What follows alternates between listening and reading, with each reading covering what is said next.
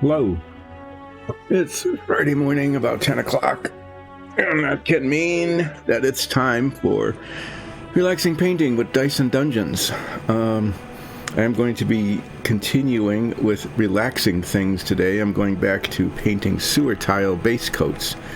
And you might ask, how many are there in the many quantities of sewer tiles? And the answer to that is there is a gross.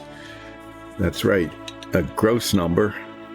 144 of these things. And I put a base coat on, I don't know, I think about a third of them on Monday. And now they need to be touched up because I can see that, especially with these, the kinds that have these shallower cuts in them, that I didn't as carefully as I should have. I will do a sewer flip. I definitely will. I didn't get the paint into these little grooves as well as I needed to, and I need to do that because I don't want them to be showing white. So we have two kinds of tiles here. We have the flat cut stone kind of floor. Okay, there are many of these, and then there's the trough, and these end up being cool because the walls that come off of them are curved as well. And anyway, they're painted gray, and then they're washed green because, you know, moss and slime and mold and things. And then down the center there's another wash of black because that's where the fresh black mold is. And then down the center of that is a little rivulet of either realistic water or clear epoxy to make it look like there is in fact liquid flowing through them, and they turn out to be, they look really good. Let's see, yeah, so right now I'm just using up a whole lot of gray paint, and I'll be touching up the tiles that I did on Monday and then base coating more of them. And there are so many of them that I can base coat them and set them out, and they'll dry and I'll touch them up, and maybe I'll get them all gray by the end of the day today. Not the end of the day, but the end of the stream. If I get them all gray before the end of the stream, I might start washing them in green. We'll see. Anyway, there's a lot of them, as you can see.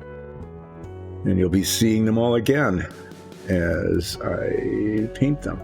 So let's do a sewer flip. Let's flip one that hasn't, we'll just flip one that's been primed.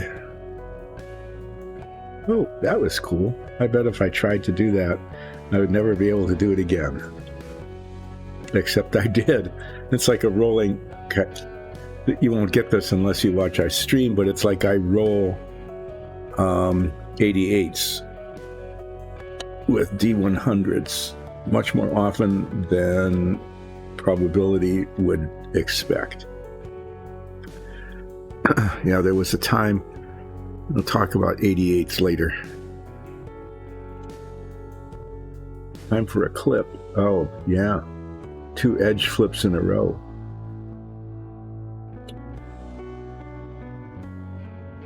Anyway, yeah, for me this is pretty relaxing because I don't have to pay too close attention to what I'm doing. I can talk about the celebration of holidays before the holiday and then not after, because after holiday sales always end before the holiday actually happens. Things like that. Oh yes, tradition. We'll be going back to some of that today because Friday, it always snows on Friday, especially Friday evenings, and it's supposed to snow again today. So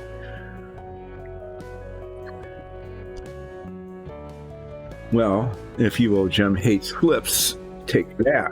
Ha.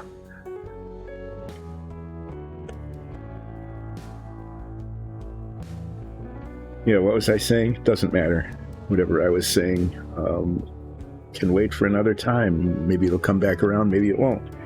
So I've got this gross of sewer floor tiles here, and I'm going to be doing the touch-up just to get those out of the way, and then I'll be doing more base coating, and then more touching, and then washing, and then we'll be done with that. So let's get to it. Oh yeah, that was a half dozen pretzel days. We have not had a pretzel day in, I think, forever. Our DM just is evil that way. I think we have to roll like above a 90 or something.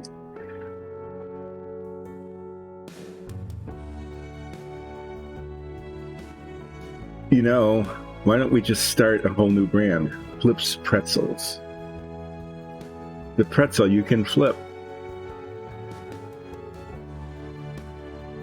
I think we're onto something here. So when Dice and Dungeons records its next couple of episodes, we need to remember, okay, this is what we'll do.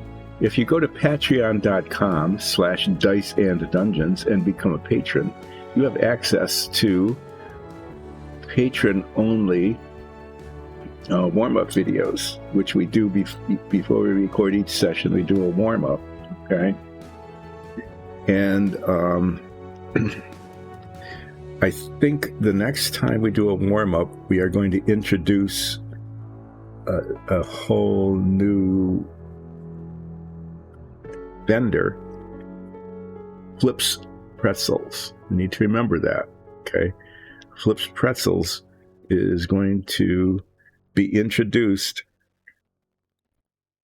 during our warm-up session, our next warm-up session that we can remember to do. And it's going to become a recurring theme in our show. So thank you for that. I think we have a brilliant idea here that we need to pursue. We're going to do that. We're going to introduce, thank you, we're going to introduce Flips Pretzels in our next warm-up. Okay? Try to remember to do that, because I'm likely to not remember. And that is going to be something that's going to be a recurring theme. We have recurring themes in our our Dungeons and Dragons campaign, which streams on Sundays at 2:00 p.m. Eastern Daylight Time now. Okay, and we're also going to attempt to have a pretzel day, because we haven't had one in ages. But yes, Flips Pretzels. Thank you.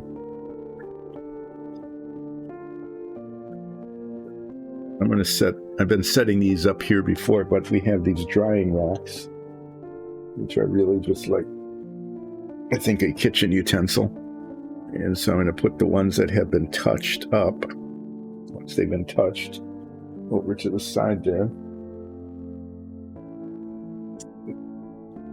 Out of the way, making way. It's the same spot on each one that wasn't painted well. It's kind of interesting. Yeah. So if you go to patreon.com/diceanddungeons and become a patron, you have access to our warm-up videos, most of which we think, at least, are pretty fun to watch. They are fun to make. They warm us up.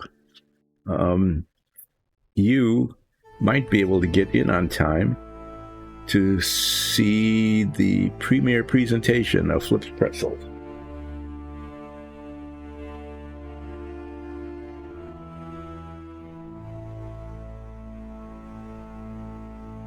We might even go so far, not with the premiere presentation of Flips Pretzels. We don't want to give everything away all at once, but sooner than later, corners of these to make sure I check these. I painted these when they were on one of those little holder things, but then I had to pull them off by the corners. Sometimes the paint comes off when I do that, and I'm just checking them to make sure, because this last one had a corner.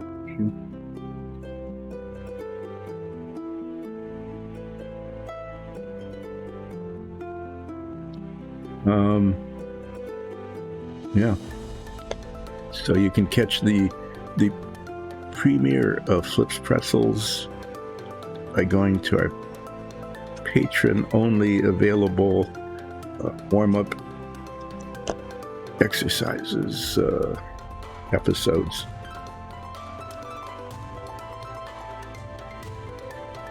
And after they've been introduced during the warm-ups,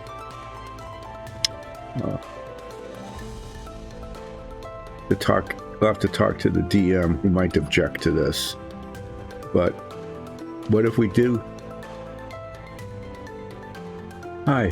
I don't know if I'm having a pretzel day yet. So far, it's been very pretzely, so I think it's very likely.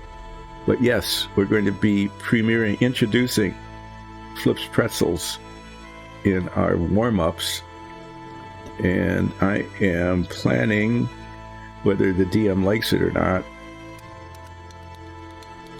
to make it a recurring thing, like we have several recurring things in our Dungeons and Dragons campaign, going to Flips Pretzels wherever and whenever we can in an effort to have a pretzel day. And I think it would be only fair, I'm just speaking for myself here, but maybe I can get the other players to agree to this, is that it would turn out that the independent pretzel stand we went to, I can't even remember.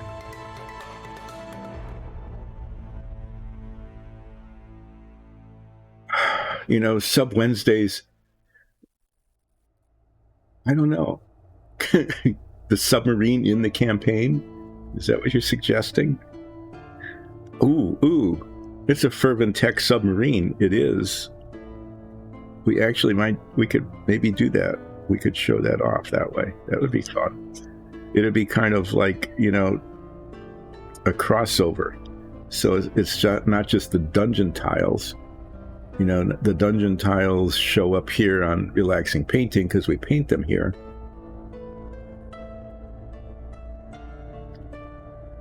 Yeah, we're getting... Okay. So I think if the campaign starts to falter, and we can't decide what to do, we've now got Flips Pretzels, and we'll have pizza subs showed up. Didn't I think so? Wow, I think that takes us like way back to even before we started streaming. There was something about pizza subs. Does anybody remember? This is kind of interesting. We're doing a lot of plotting and scheming here for our Dungeons and Dragons campaign, which is actually what gave rise to Dice and Dungeons and our group of adventurers. If you've ever watched one of our streams, you know that food is a very important part of it.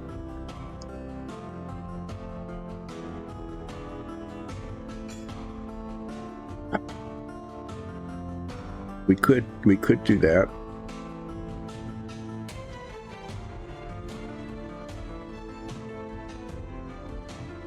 Marines don't predate trains by centuries. Where did you get that? I mean, there was a diving bell that was like a millennia before trains. Do we count that? The diving bell as a submarine? I suppose we could. I mean, technically it is. It's submarine. It's under the water. Okay, so somebody's going to have to remember this stuff. No, we're not going to make no, we're not doing, no, sorry, medicinal shy guy. We are not making, I am not going to be making sandwiches on this stream. No. That would be like too much like having like a retirement job. Okay. So like some people retire and they decide that there's, you know, if they're doing it to make money, they've made a kind of a wrong choice. But if they're doing it just to fill their time and they like social interaction, so some people will retire from a job and then decide that they want to do another job, and they go to a sandwich shop and then they make Submarine sandwiches.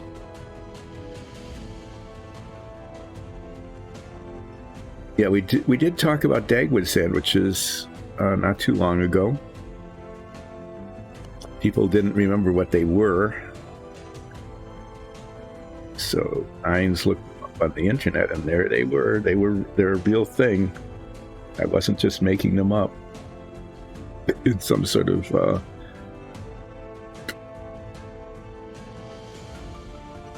old person delusion. I was remembering a real thing. But let's not get too far ahead of ourselves. We have to do this in kind of a planful way. We're coming up with a lot of really good ideas here. But first, we need to introduce Flips. I like having a Z in it. Flips pretzels. So this is my idea: is we find out that the independent pretzel stand in whatever town it was, that I can't remember what it was, where we first had a pretzel day. I think either Alexis or Nicole might remember or be able to look it up at least. Became so popular that they named themselves Flips Pretzels. Why can't you believe that? It goes back to Dagwood. There's a comic strip. Dagwood and Blondie and Dagwood, or Dagwood and Blondie, I'm not sure which order it was in. Dagwood and Blondie, who were a moderately amusing married couple way back. And one of Dagwood was very thin, but ate these gigantic, monstrous sandwiches. It was like if it was organic. We didn't talk about that back then. And I don't mean organic like in organic farming. I mean organic as in like organic molecules. Maybe not even necessarily edible, but organic. And it was available. Basically, he'd go into the kitchen and just build a gigantic sandwich. Gigantic meaning very, very tall, just piled on top. Pile. With everything that was available at the time. And that became known as a Dagwood sandwich because it was featured as a recurring theme, much like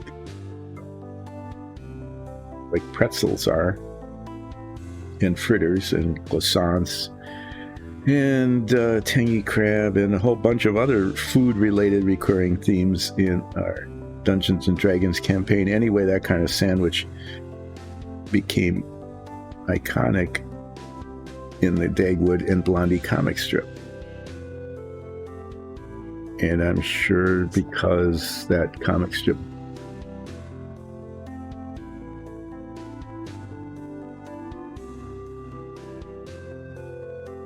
I can't wait.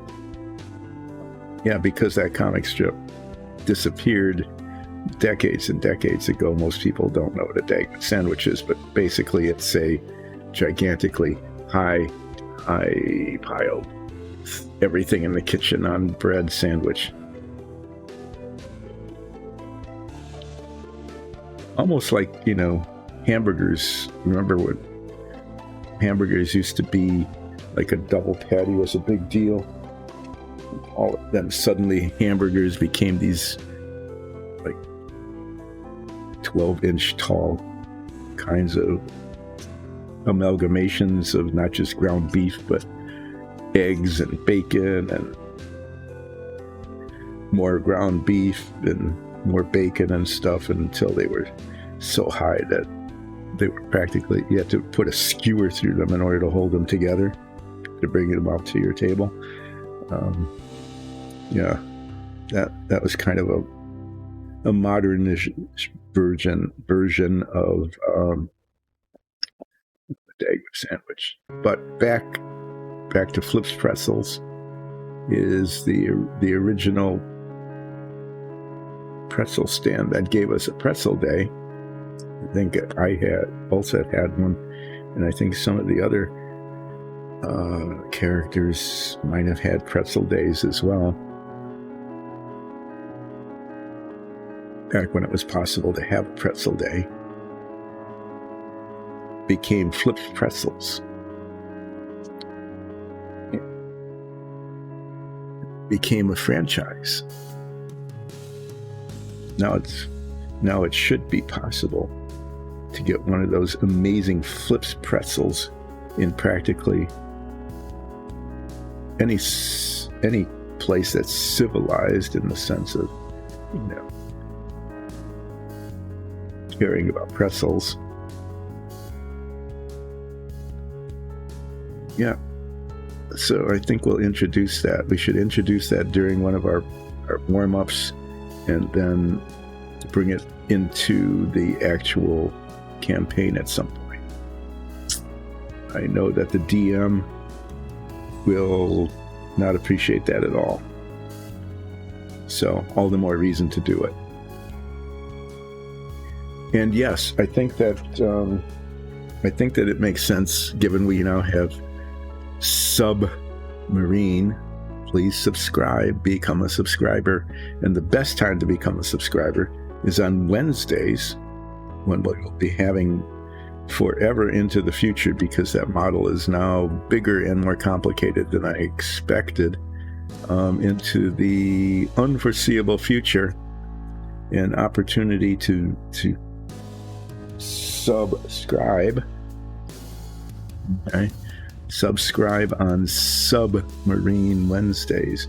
That doesn't mean you can't subscribe on a Monday or Friday. You certainly can. Nothing keeps you from doing that. It's just that it's more thematic to subscribe on Sub Wednesdays.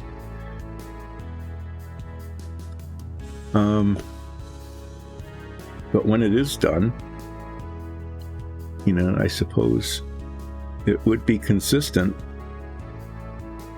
given the development of fervent tech, and that could be something that develops during the campaign, is that maybe Ulset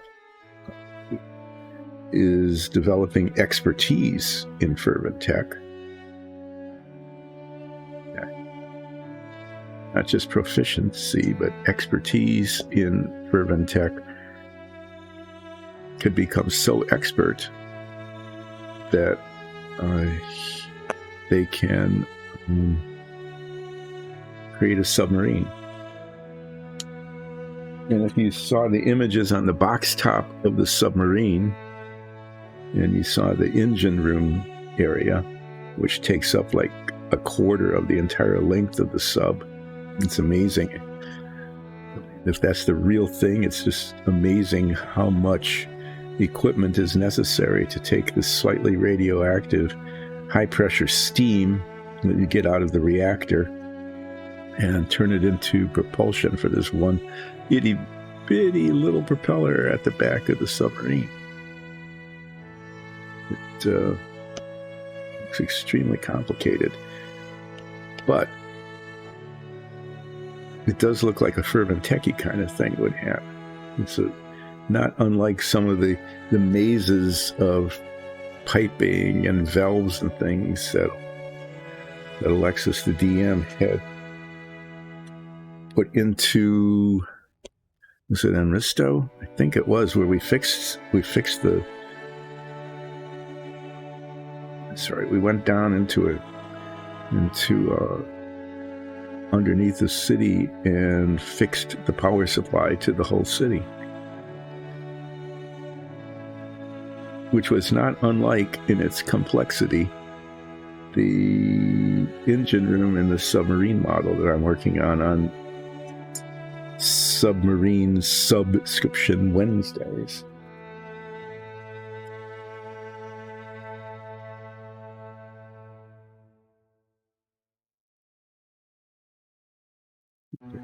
So these came out pretty well.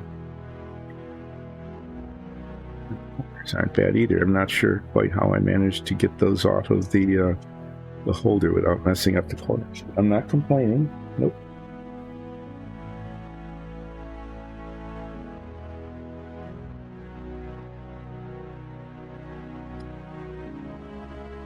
So, Flips Pretzels.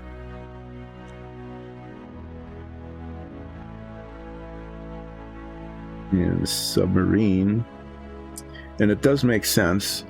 It does make a lot of sense that we would, during the show, maybe not even during the warm-up, but actually during one of the episodes, if the submarine is introduced,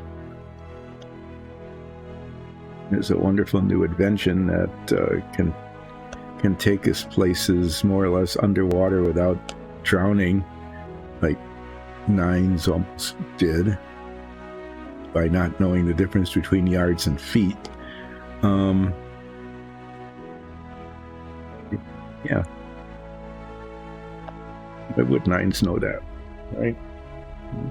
Nines is just a highly accomplished musician, bard, and probably didn't get any basic kind of arithmetic or measurements or anything in the school that they probably never even went to. Yeah, so the submarine, and since the submarine has a galley and the galley probably would make sandwiches, they would of course become known as submarine sandwiches because they were sandwiches on a submarine, right? And that's the kind of complicated, sophisticated logic that prevails in our party, is that we would go, these are submarine, Nines would say that, right? Oh, these are sandwiches in a submarine. We should call them submarine sandwiches. And everybody will go, really? Yes, they are sandwiches in a submarine, so these are submarine sandwiches. We should call them that, and maybe we can sell them, and we can make more money than the Saltworthy.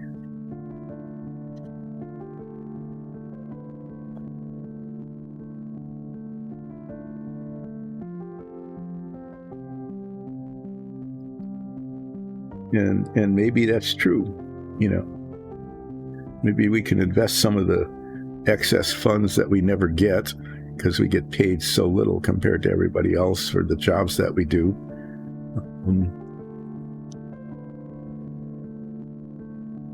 No, there is no, and you can't. You also, Nines also can't anticipate the consequences of teleporting behind a locked door. Okay, so after you spend forever trying to open this door, both by mechanical and magical means, and there's absolutely no way to open this door, but Nines sees a hat that they want, okay, and teleports into the room behind the closed door. Doesn't think about how that it might be locked from both sides. Nope, that doesn't enter their head at all. And then what? Yeah. And everybody just sits around in game time waiting for Bell to come back around, so that Nines can come out. Okay, I just filled super duper drying rack thing. Just filled one of these. with touched up tiles, and I'm going to get up and put it aside. I don't know why anybody would have been a willing participant in that, but they were.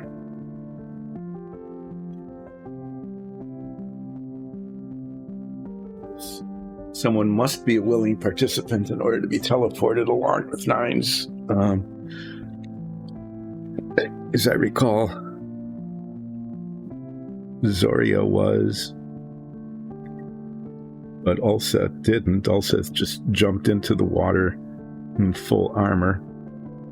I think, if I recall correctly, that is the closest our party ever came to a TPK. I think we seriously, several of us, became seriously close to drowning. I think, Zoria was actually underwater and was doing, had to pass a bunch of checks because she was submerged and kept failing the swim checks. I think Ulseth was in trouble too.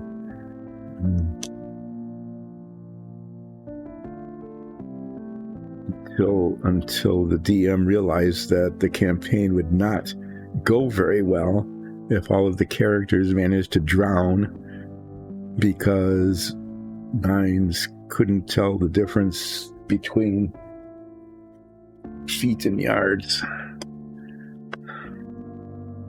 I think the DM was enjoying having us almost dead, but didn't realize that because we don't know how to roll anything, above a single digit on a D20, that we actually could have died, and so had to have this semi-magical rescue.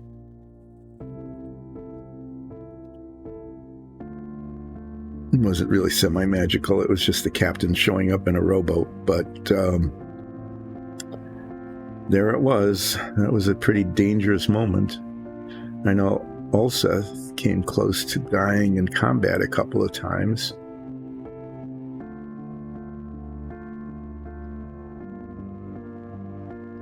Two maybe, but yeah. Thanks to Nine's inability to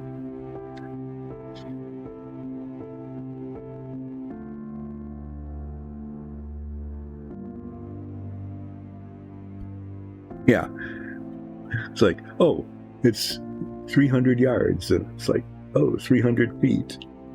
Let's not pay attention to the unit of measurement.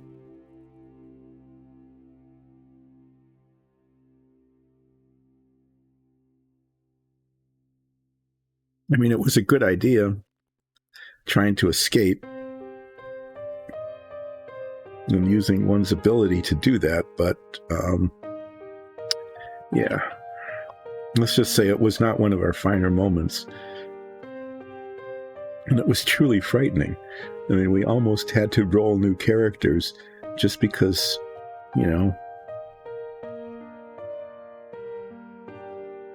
because we couldn't roll above a single digit on our swim checks. Fortunately, my character, Ulseth Ralph, knew that you could inflate your clothing to make a flotation device. So you could take your cloak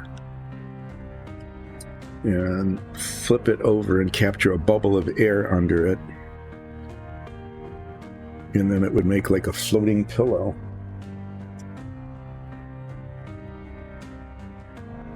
Having grown up in the woods and things, you had to learn some survival skills.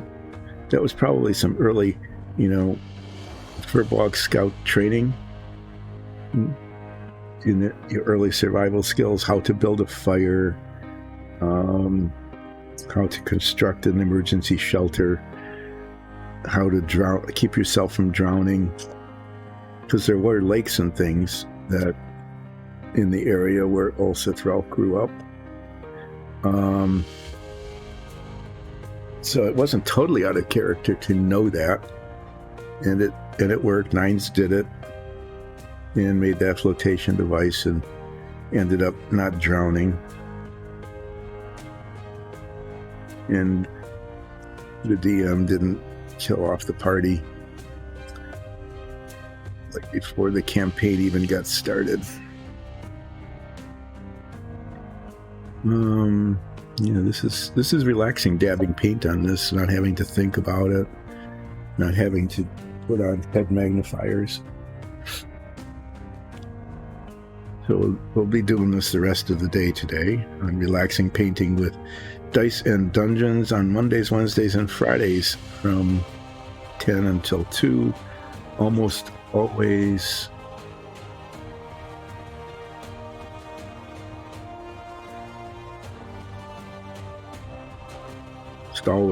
on time. So speaking of on time and Mondays, Wednesdays, and Fridays, I will be gone next week, Monday and Wednesday. We're going to miss... No, we had one Submarine Wednesday, and now we're going to not have one the very next week. So that's hardly auspicious, is it, to only get through one Submarine Wednesday and then disappear for a couple of days. But Nicole, who plays Zoya Ansul, the changeling druid, is going to be relaxing and painting. Well, painting anyway, you'll be relaxing.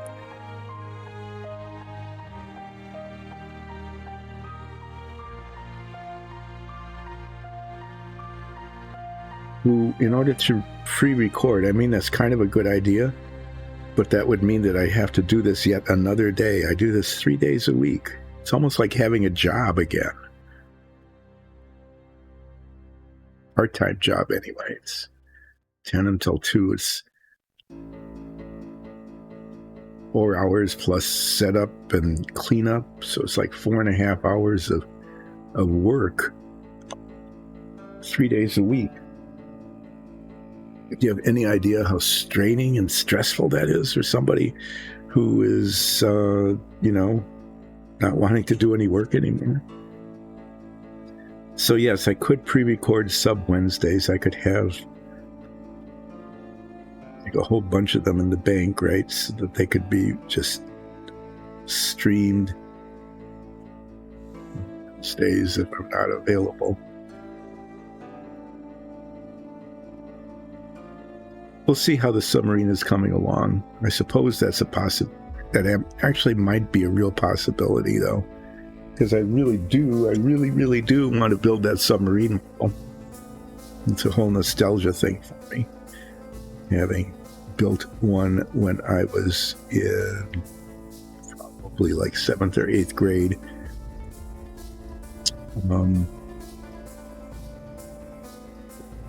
To the side here. Off camera. I mean, how hard is it to keep little squares on camera, right?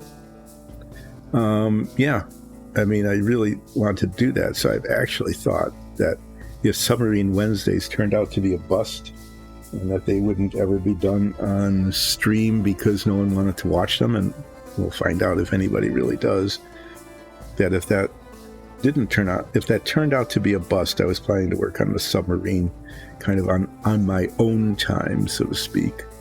On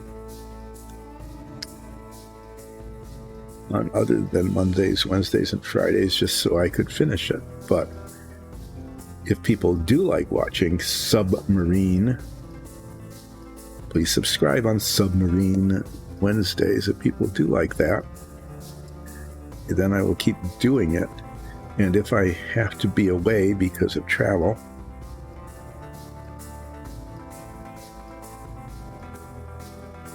miss a Wednesday, then we could do a pre-recorded one, and we'd let everybody know that. Maybe it probably still could be done with live chat, couldn't it? Because we do our Sunday stream with a live chat. Have to have some sort of moderator.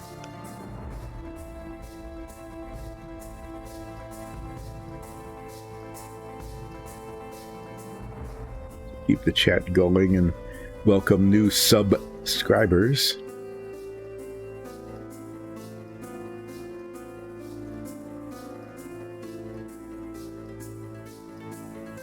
Yeah, I guess we'll talk to Alexis about that, because I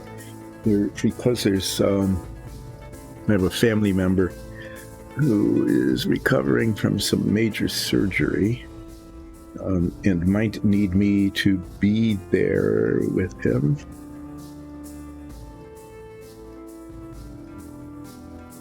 Not too long from now. Might be away for actually sort of an extended period of time because of that. I could pre-record some of those episodes. Just like spend an entire 2 or 3 day period recording maybe 3 or 4 of those, if not the Mondays and Fridays, at least Submarine Wednesdays, because there can be no substitute for that. Submarine. So that's a thought.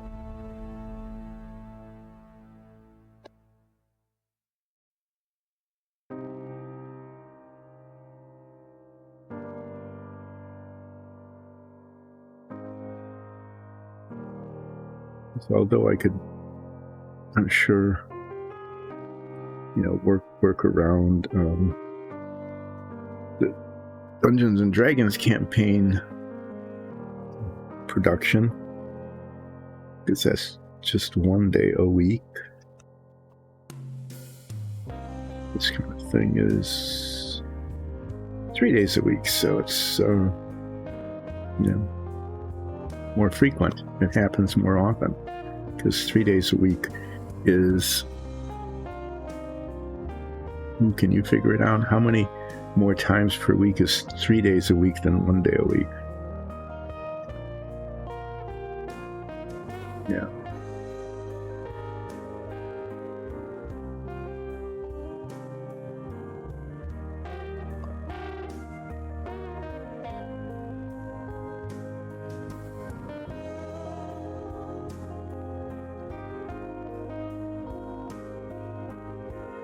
Okay, we're getting to the last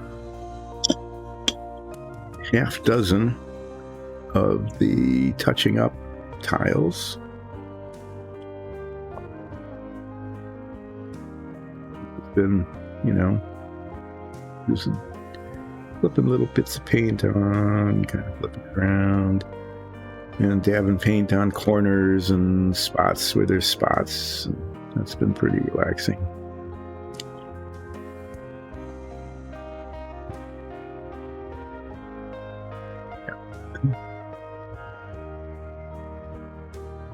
Because they are a number failure, 3 days a week is 3 times as often as 1 day a week. Saying 3 as opposed to 1 almost gives it away. So that was your number lesson today, at least for the first hour of this stream. But we have all sorts of new ideas for the Dungeons and Dragons campaign. You have Flips Pretzels. We're going to introduce Flips Pretzels. And I think it would be appropriate that whenever we go to a Flips Pretzels, in whatever location we happen to be, that the same person shows up as the person selling them. The one with the... I can't do voices.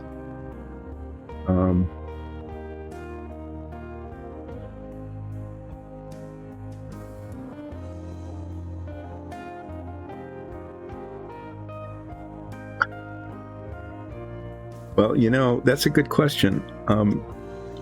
If you watch the stream, you know that more often than not, I roll a 3. But I prefer to role play before the roll, hoping that the roll supports the role that I'm playing. And if not, then I need to amend my role play to match the roll. But I definitely prefer not to roll first, because then I know I'd be disappointed. Whereas if I role play before I roll, then there's always the chance that I'll have that little pre-roll role play during which I am not yet caught up in the bad roll.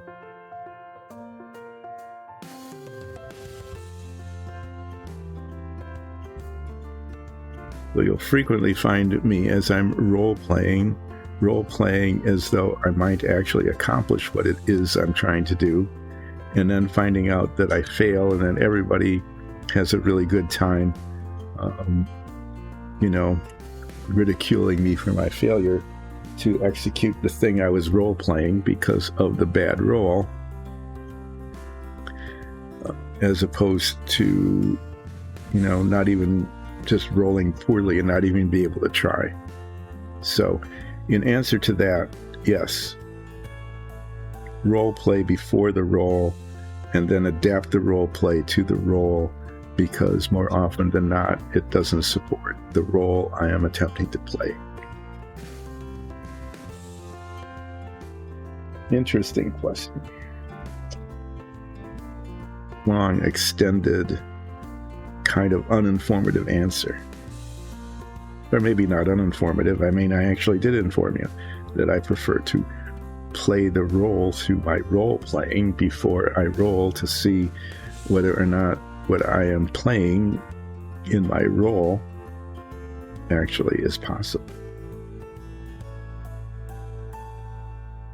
I have this, my character has this new feat that I need to remember to use. Also, Ralph frequently forgets their abilities and equipment.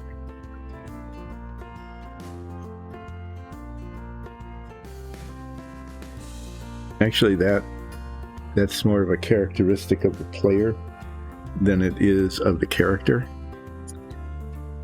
Just moving this tray of now touched up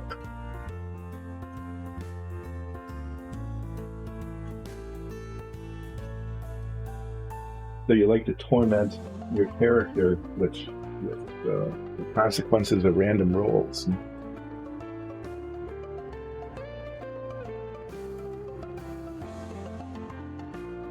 Okay, well,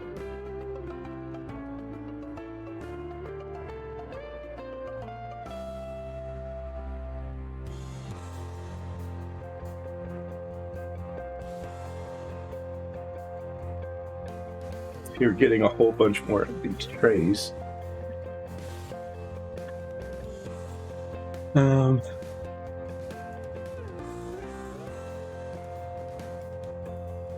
Yeah, I think that's perfectly legitimate, as to, I mean, you have to match your play to the role regardless, but I think in our campaign, it's been more entertaining for everybody to describe what it is that Ulseth is attempting to do, and then watch the adaptation when reality strikes. So it's just cleaning up the brush a little bit. Yeah, so I'm going to remix the paint too, because it's been up for quite a while.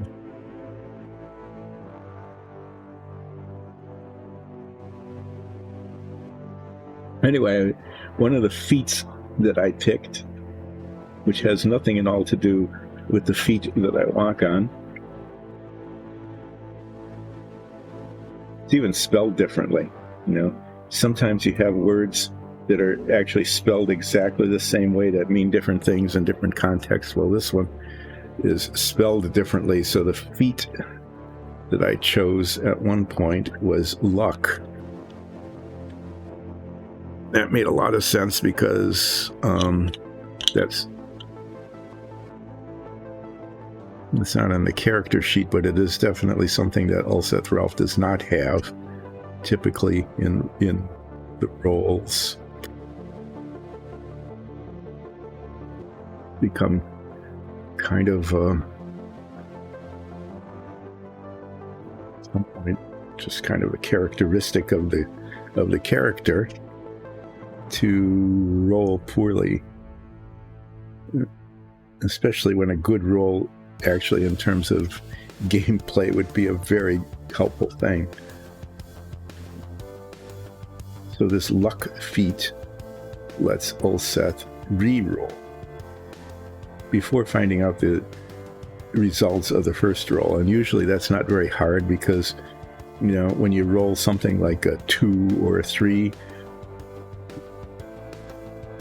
yeah, you can be pretty sure that the results of that roll are not going to be what you desire, and so in that case could hardly do worse, so I call on luck. That's something that my character needs to remember to do in those kind of situations. It's also probably a good idea for me to review my inventory every once in a while, because there are things in the inventory that could be helpful during gameplay, and then I don't remember that they're there.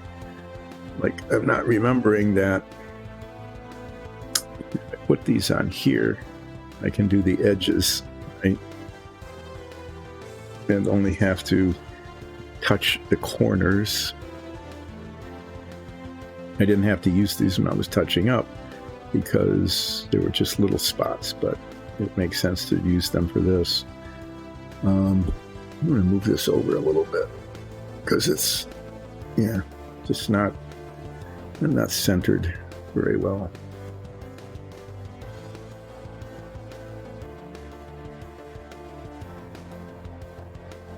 Yeah. But, yeah, that's how I generally play the role, and then roll, and then adapt pretty much by doing a facepalm, going, really? Not again? And of course it's again that I get a bad roll.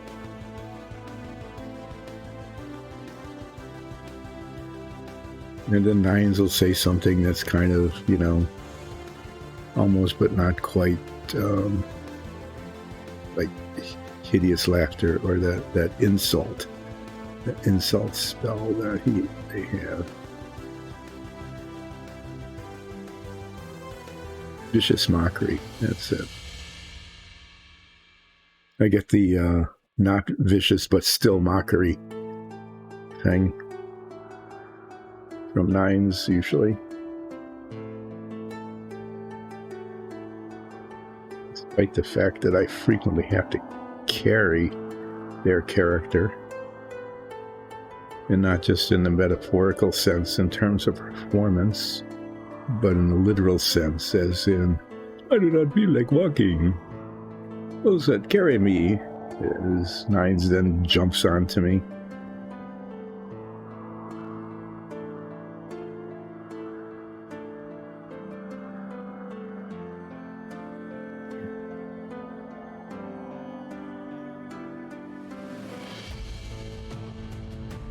So what did we come up with today? We came up with Flips Pretzels, which we will be introducing into one of our improvs, warm-up improvs, and then somehow probably forcing it into actual gameplay.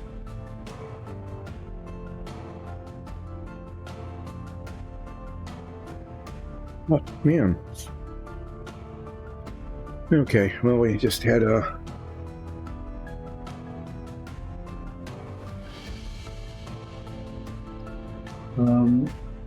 yeah, and what will be even better is that every time I throw nines off, there will always be a cliff there. I mean, why? Why not?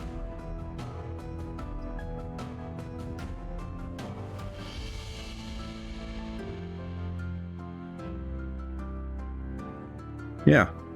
So there'll always be a cliff, even if we're like in the middle of a flat plain, or even if we're like in the middle of an ocean or something. Whenever I do a check and throw 9s off, there will be a cliff.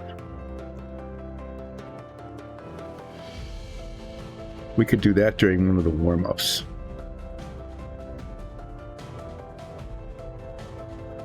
Hey, carry me. No, I do not want to carry you. I throw 9s off, and it's, why is there always a cliff when you throw me off? I have to use feather fall. Why is there no bottom to this cliff? Why am I just falling infinitely on this cliff that magically appeared when there was none?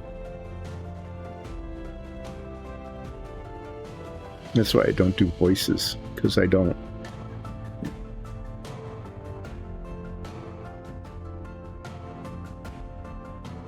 Remember during the stream to do my character's voice.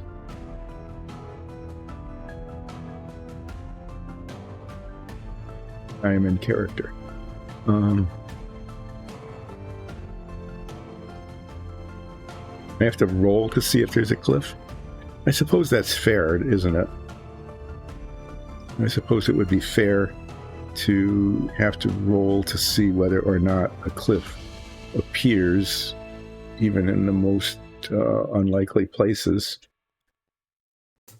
whenever I attempt to throw 9s off a cliff.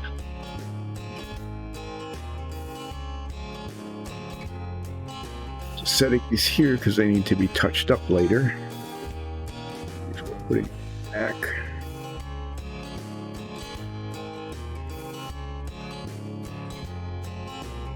Yeah, and I'll have to remember to use my luck feat. If my initial "is there a cliff" roll looks as though it will fail.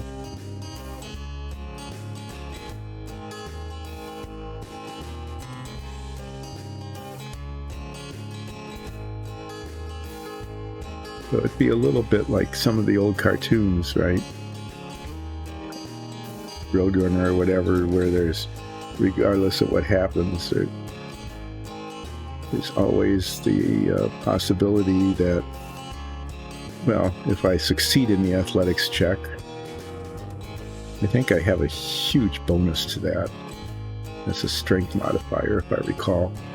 If I succeed in tossing 9s off, then it seems that it'd be fair that I do the "is there a cliff" check each time that happens. And now we've got another warm-up idea.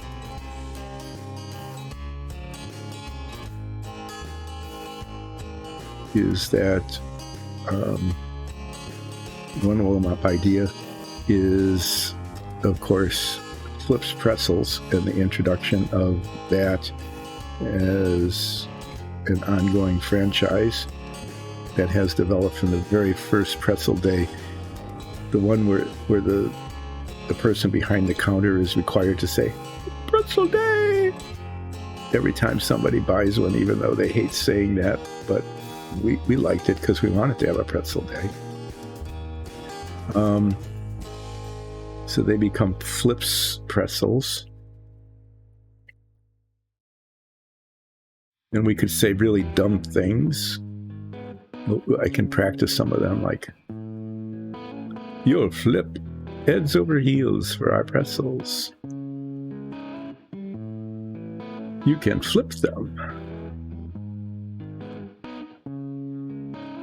You know, I mean, that's pretty dumb, right? Yes, you can flip them.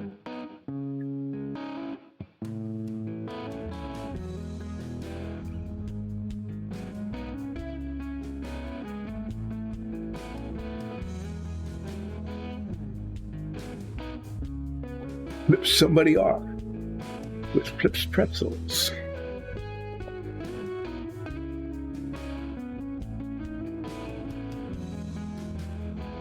Yeah, I think that what would happen is, well, it's 2 checks, isn't it? One is the athletics check to see whether or not I can toss 9s off. And if that succeeds, then there's a second check to see whether or not there's a cliff over which nines is tossed. So for those of you who are following along with Relaxing Painting with Dice and Dungeons, we're having a long discussion. I can't talk. Discussion. We're talking about our Dungeons and Dragons campaign, which is the origin of Dice and Dungeons, and which streams on Sundays from 10 until okay. We'll start over. Which streams on Sundays at 2 o'clock. I'm just caught with just like all of these little catchphrases here on Relaxing Friday. So back to this. We're talking about the Dungeons and Dragons campaign, which we invite you to enjoy on Sundays at 2. I think we stream 3 Sundays a week, and that schedule is published on all sorts of social media that I know nothing about because I am not social.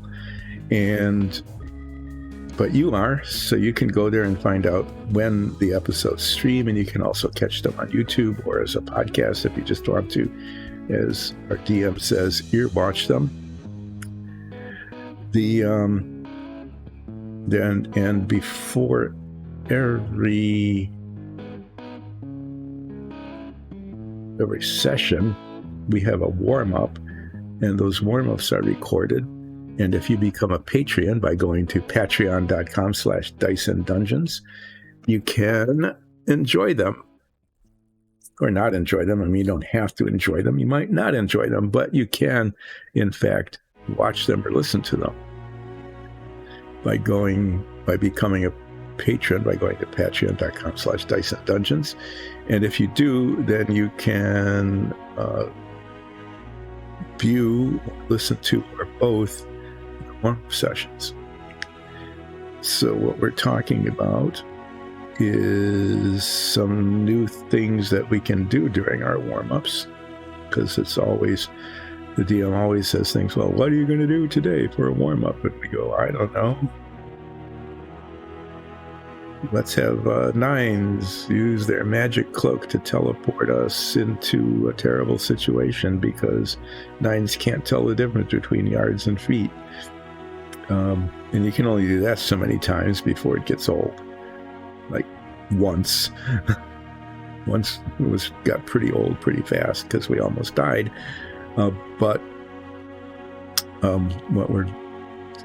That's what we've been talking about, in case you've been wondering about why we're talking about these things. It's Flips Pretzels and the appearance of fervent tech-driven submarines, and how the galley on the submarine makes sandwiches, and Nines decides that because they're sandwiches on a submarine, they're submarine sandwiches. And also now that, because it's kind of a recurring theme that Nines makes Ulseth carry them, that Ulseth would make an effort to toss them off by doing an athletics check, and if successful, now has a new magical ability called, hey, let's have a cliff. And not just somebody named Cliff, which I guess would be okay too, but like a physical, vertical surface that is a cliff. And if successful in the is there a cliff check, Nines is tossed not only off, but off a cliff. And it decides whether to use Featherfall or not to save themselves, or whether they'll just, do an infinite fall to their doom.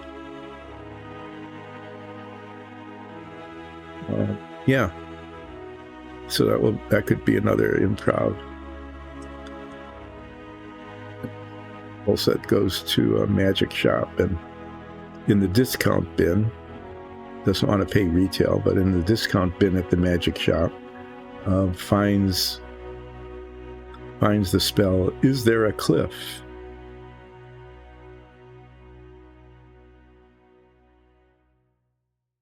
That's what it's called on the package, okay? Because it comes wrapped in like a package.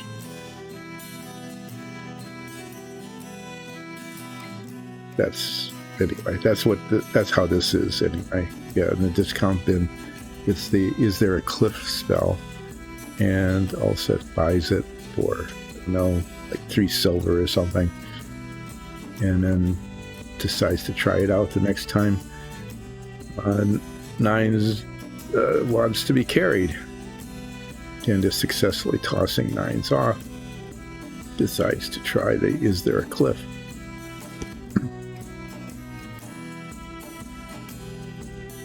Yep, how that will happen.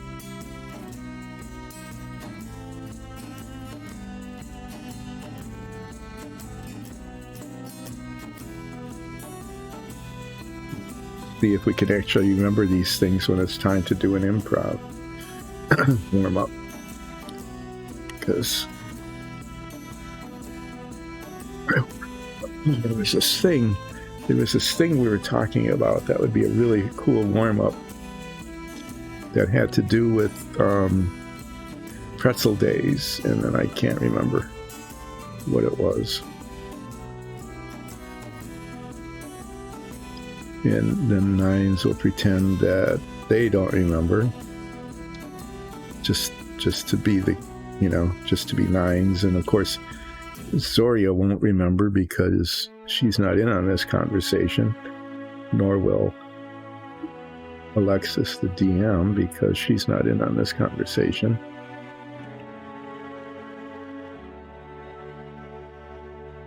Eventually, Nines will go, "Oh yeah, let me be in charge of this particular warm-up because I know what I am doing." And we will all scoff because it would be like, well, that would be a first, wouldn't it? And then Nines introduces Flips Pretzels. So there's that. So we're moving along pretty well here. Looks like I've only got like 4 dozen of these to do base coating on.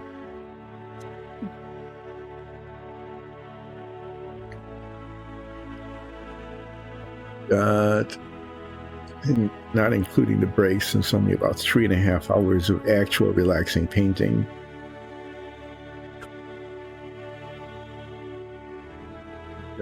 Hours and 20 minutes yet of relaxing painting to fill, and kind of exhausted this whole thing about Flips Pretzels and Submarine sandwiches and "Is there a cliff" spells. So let's see, well, we're going to spend the rest of our Friday here. Since I'm doing this kind of base coating, I can't complain about the detail that I can't see. I can't complain about the texture of the paint being wrong and not going where I want it in the way that I want it. Oh yeah, last Friday was Grumpy Day. I mean, not like the dwarf at 7 doors, right? Not that kind of grumpy. We can't do that because that's like copyrighted or something. It's not like that, but grumpy as in, the sorts, and I want to complain and moan and stuff about things. So I don't know if we want that to become a recurring theme. We could have,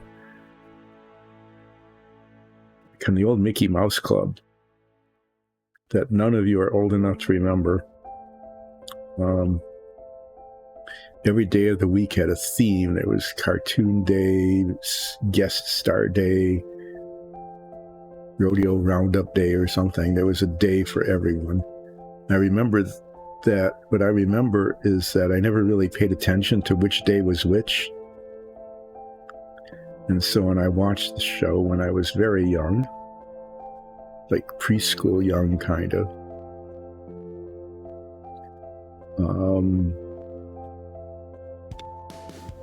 I knew that, okay, it's Talent Roundup Day and Cartoon Day. I knew there were different days, but I never really paid attention to them being exactly the same day of the week each week, which they were.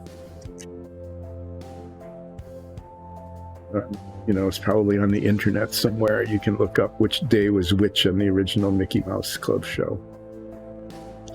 So where am I going with this? There's always going somewhere, but it's important to digress.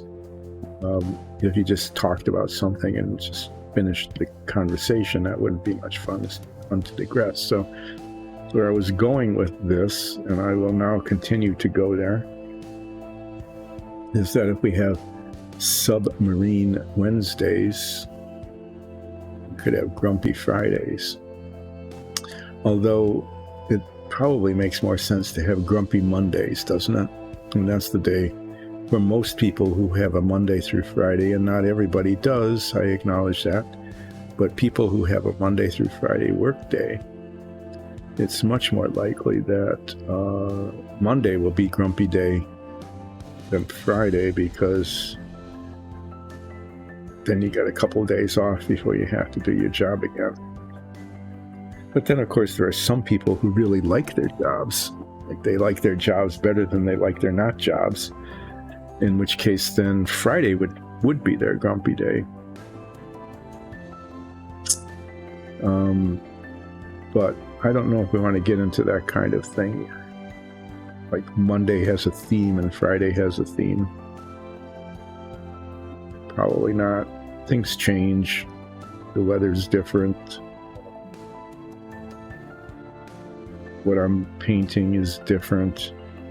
If somebody substitutes for me, like if Nicole, who plays Zoya Ansul, is subbing in because I'm not available, they might not remember the theme of the day, and so then it wouldn't carry over. So I'm guessing we probably won't do that. We won't have themes other than for Wednesday, and only the Wednesdays when I'm actually doing relaxing painting is that we would have Submarine Wednesdays. Anyway, today is not particularly grumpy, at least not yet. The weather front came through, so there was a huge pressure change. It's likely we're getting a prediction of snow yet today, and Who is always the Friday evening drive for Who, and I think like over the last 4 Fridays at least, there has been bad driving weather. So we should probably keep that going at least for a little while yet, until winter is officially over. Whatever the groundhog said it would be eventually.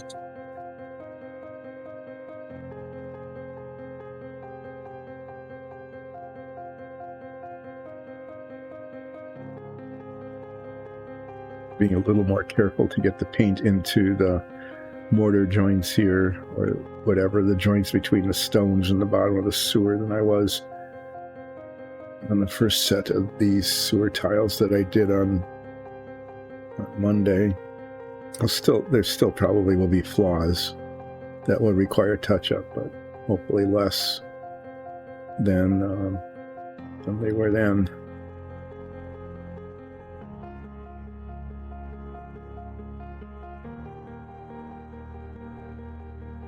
If we're not having Grumpy Friday today, to say today, that's another thing. I can grump about this, and I'm sure a lot of people probably haven't really noticed this, but in our, no matter who it is at what level, we have stopped saying to and today. Okay, if you look at the spelling of to and today, it's T-O, right? It's not T-A. And yet it's now becoming more and more common. This is an old man rant about how people are talking today. It's not just a dialect thing.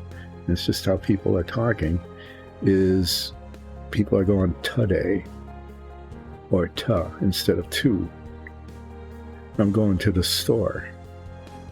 And it's become really common more and more. The way people say it is, it's like the word today has now become officially today, where the O has been transformed into a short A. And I'm not sure where or why or how that happened, but it's kind of ubiquitous. And so I'm going to ask our listeners to pay attention to how they say, okay, to how they say to and today. I want you to be self-conscious. Ruin your day by making you be self-conscious about how you say the T-O words. Again, I've just been noticing it more and more lately, maybe because I've just been paying attention to it. Paying attention to it. But it's especially common for today to say today.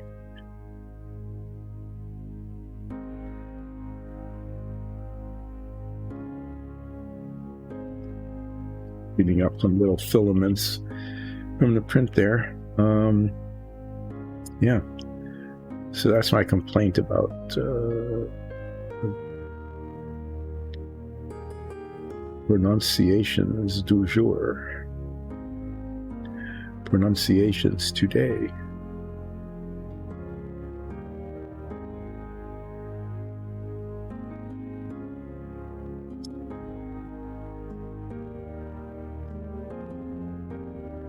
There's been some other changes in the way people say words over the last decade or so.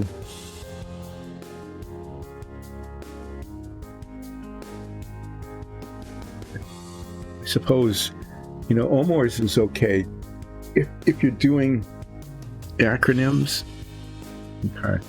And acronyms are really important because then it's like a inside joke, kind of. The people who know what the acronyms mean have knowledge unavailable to others. It's not always necessarily just because you don't want to say the whole thing. That's kind of laziness, right? You take 5 or 6 words and turn them into a 1 or 2 syllable acronym. So OMORS is good. It's not a typical acronym, though. A typical acronym is a TLA. And a TLA is a 3-letter acronym, right? Yeah, language is an evolving creature that continues to change, and I acknowledge that, but sometimes the changes are just wrong. Like today is wrong. It's not today, it's today. You're not going to the store, or however, when people say ta. There was somebody on the news this morning, not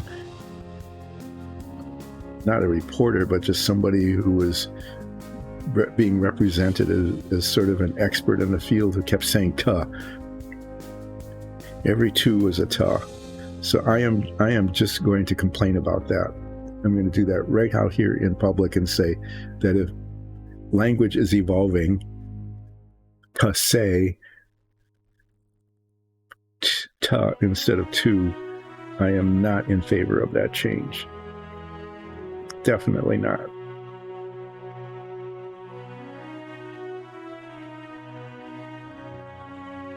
So I suppose that won't have much influence over the evolution of language,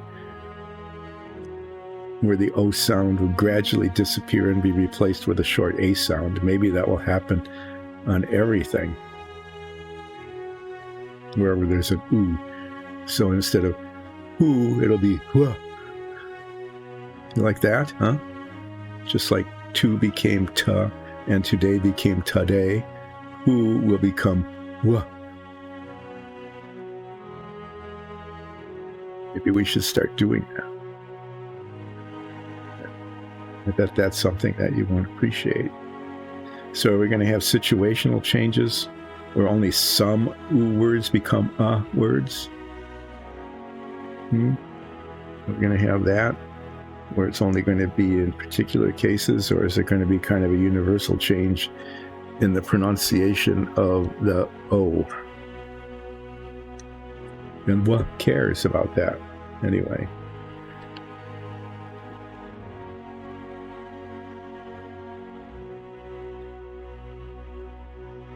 So, back to acronyms. Old Man Rants, OMORS.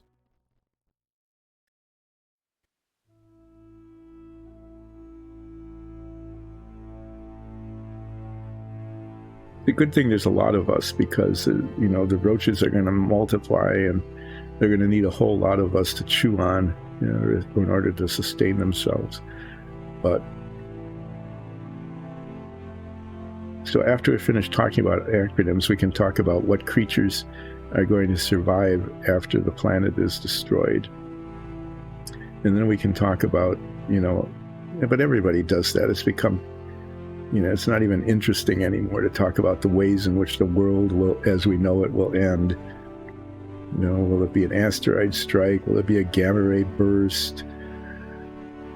Will it be global warming that changes the atmosphere of the planet so we become like Venus?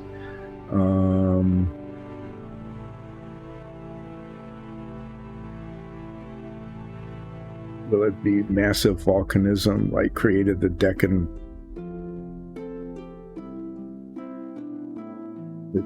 Flats?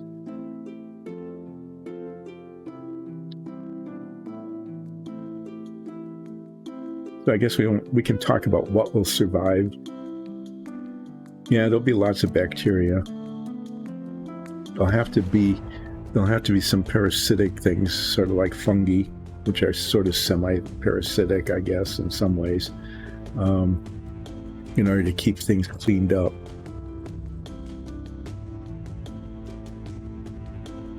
So digressing again, because it's important to go off topic and then maybe not remember to come back to the original topic, which was acronyms. That wasn't the original, but it was the most recent. Is that there's a hypothesis that the reason why coal beds formed was because all of the vegetation, just massive amounts of vegetation, died off and then got compressed. And it's like, why isn't coal forming now? Why isn't, for example, in our forests and so on, becoming coal? And there's some speculation that was because at that time there weren't any creatures of any sort, bacteria or whatever, that could digest cellulose.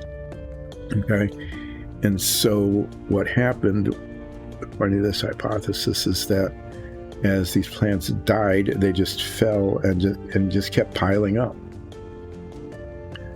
I mean, now all that stuff's broken down and turned into soil of some sort and then recirculated into other things, but there wasn't anything that could basically digest them. And so it just piled up and piled up. Hundreds of feet, maybe even thousands of feet thick. These things just kept growing on top of each other and dying and falling and down on top of each other. And so you ended up with these great, huge, thick deposits of vegetation that then got compressed and turned into coal. I thought that was kind of interesting. Anyway, that was a digression away from acronyms. So most acronyms are TLAs. But in the military, it's very common to have more like 5-letter acronyms.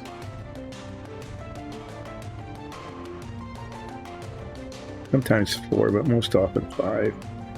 And so an omor in singular, or omors plural,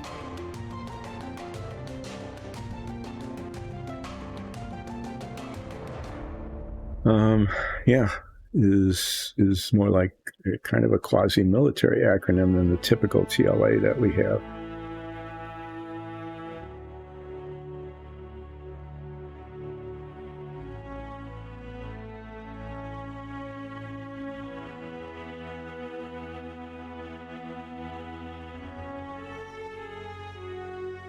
Well, that didn't take nearly as much time as it should have, because now what? We're going to have to go back to what survives after the end of the world. I suppose that depends on how it ends. You know, if it's like an asteroid strike, the one that's hypothesized to have wiped out the dinosaurs, there would still be a planet left, and most of the atmosphere would still be around. It wouldn't have all been thrown off into space because of the explosion. You know, and all the stuff that was cast up into it and is floating around and whatever. So yeah, you could mostly bacteria, some insects likely, little things that could have like hidden in nooks and found bits of liquid water that hadn't all just been evaporated or contaminated beyond use. Things small enough to use molecules of water, even if, you know, there's other molecules floating around with it that might have been poisonous or something. You know, small enough to ignore those or work around them. But then, you know, would it all, if evolution occurs after that, you know, would there be another parallel evolution, a repeat of the one that we experienced here or not? No. But if it were, you know, if it were the sun going nova, then it's unlikely that anything would survive, because our planet would actually be inside the sun. It would be thousands of degrees of our Fahrenheit scale. And so, you know, if the planet itself weren't just torn apart by the gravitational forces that are going on, it's unlikely that there'd be anything surviving that.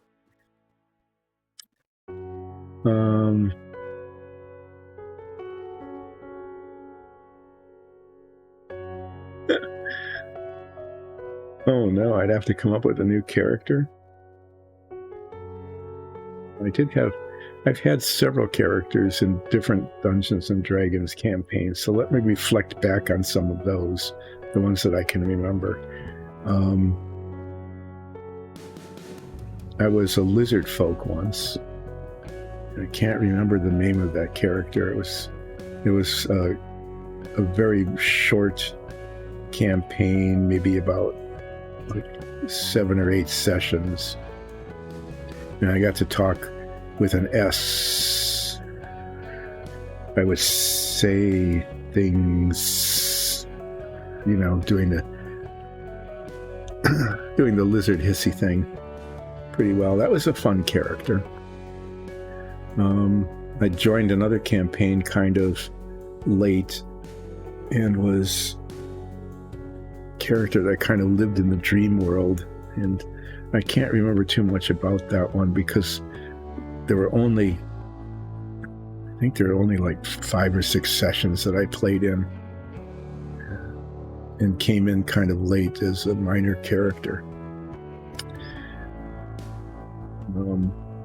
If I could reprise this one, though, and I don't know if it would fit into the campaign, probably not, but this is a campaign that got really out of control, but it was a lot of fun, and probably would have ended badly, because the entire party got caught up in a battle between like demons and angels.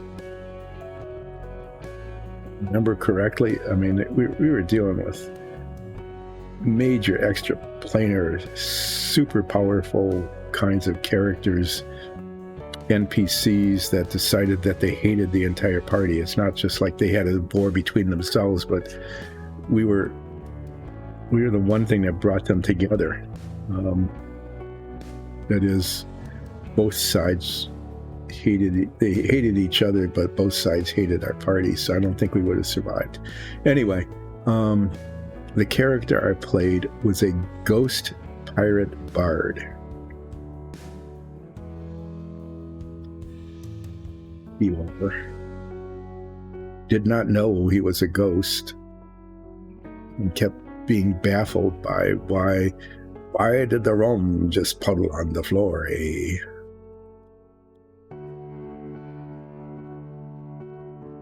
But used its ghostly talents, like being able to go through walls and stuff.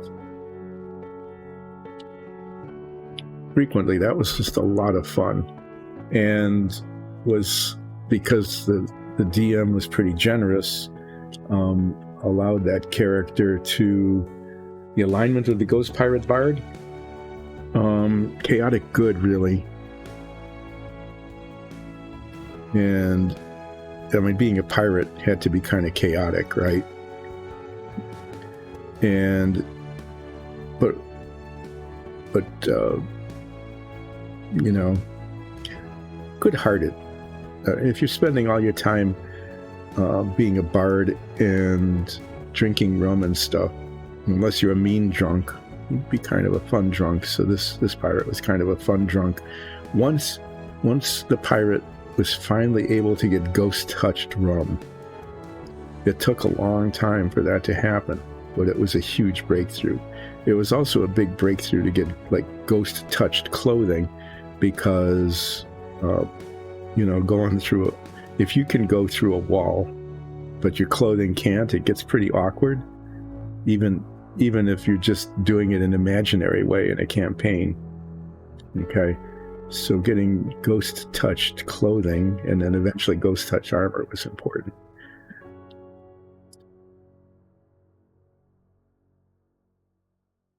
Anyway, this character was a lot of fun to play because I got to talk pirate voice. It's one of the few voices that I can actually kind of do consistently and persistently. And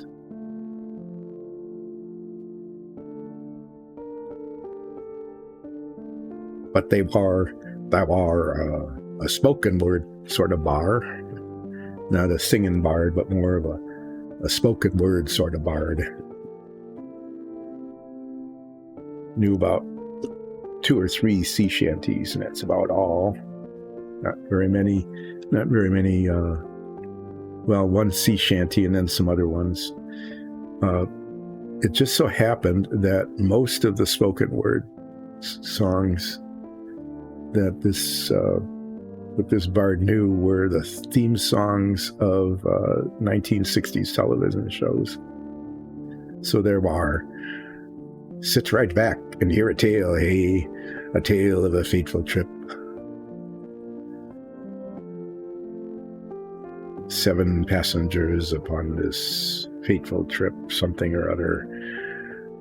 The mate was a mighty sailing lad, the skipper brave and true, and 5 passengers, they set sail that day for what was to be just a 3-hour tour.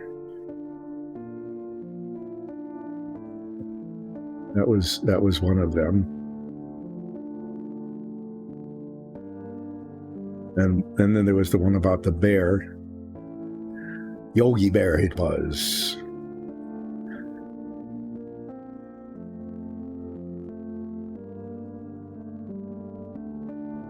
If you had a picnic basket, whatever that to be, you would find him there, because Yogi Bear was smarter, much smarter than the average bear. There was one about a man named Jed, one about a horse that could talk.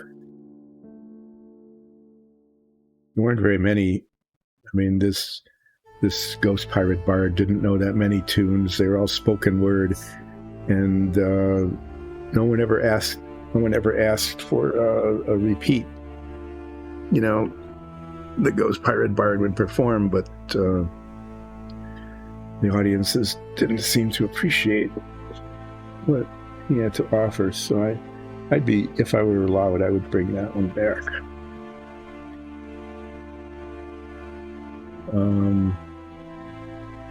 I played a really creepy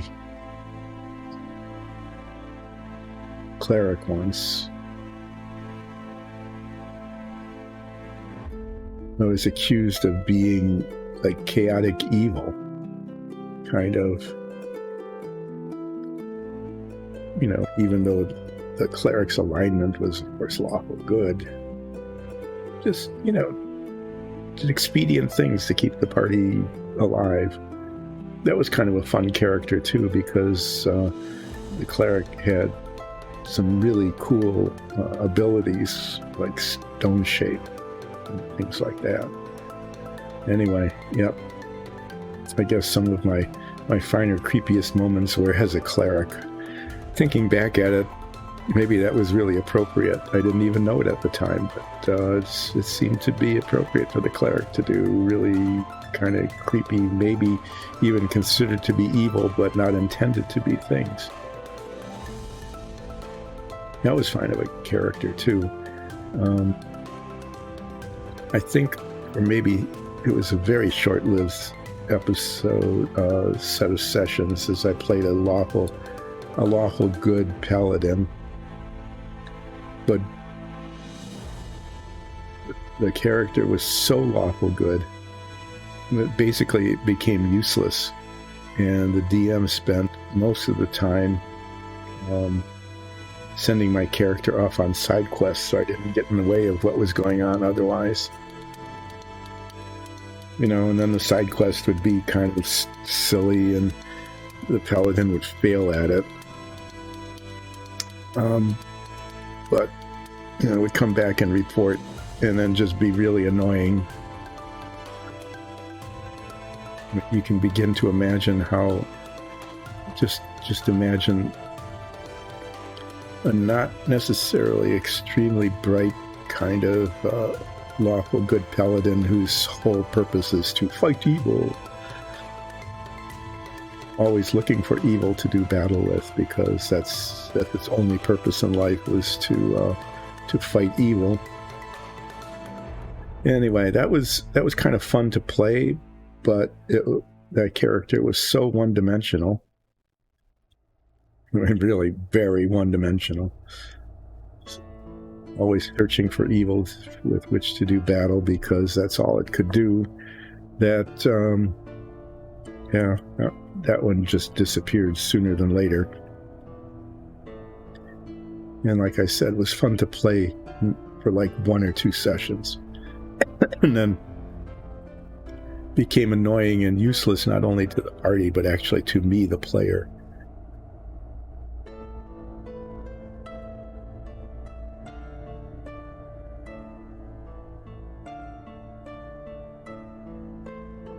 I kind of like playing the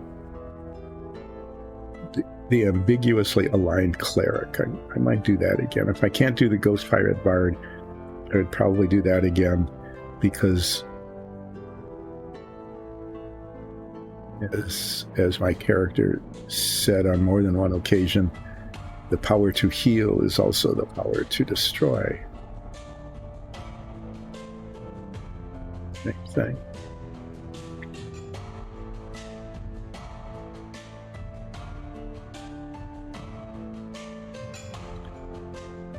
So the ambiguously aligned cleric, I think the Ghost Pirate Bard first, and then the ambiguously aligned cleric would be what I would do if opposite Ralph for some reason were lost to the party.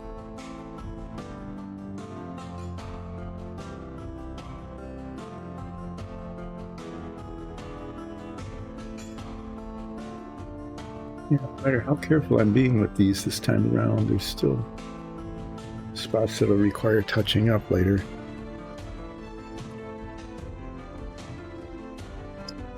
Such is the nature of highly textured tiles.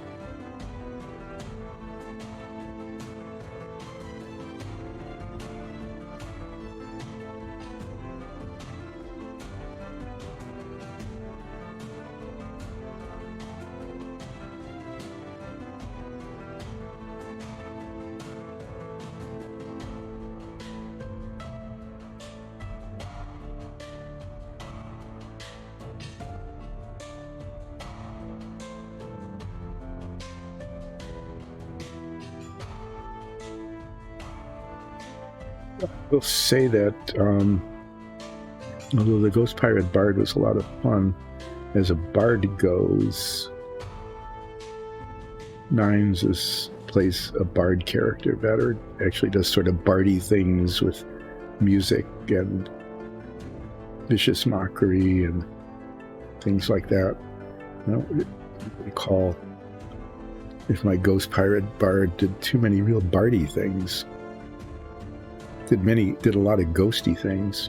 There was a lot of occasion for ghosty things to happen, but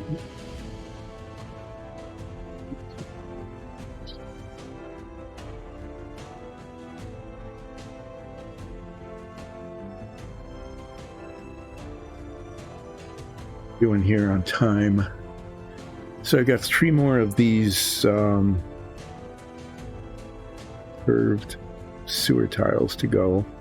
And I think once I get the base coat on them, that I'm going to take my break. And then after that, what I will do, since these will be dried by then, is I'm actually going to finish the touch-up on these and get them out of the way, and then paint the flat floors.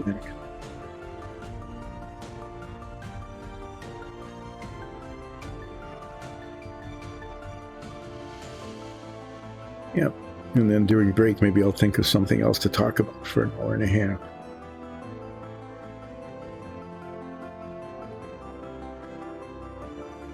I know, since I was talking about how people say words today,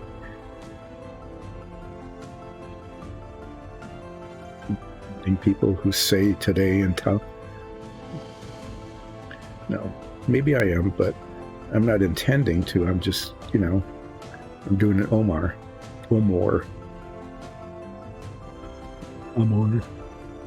here.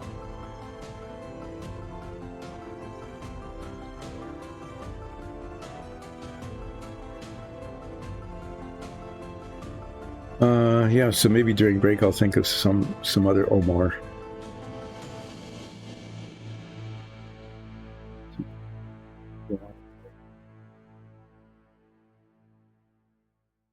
Post-break relaxing painting. Got to talk about the Dungeons and Dragons part of Dice and Dungeons a lot, though. Yeah, that's important because that's how Dice and Dungeons started as a D&D campaign, and how it actually continues to this day to do that on Sundays at 2 Eastern Daylight Time.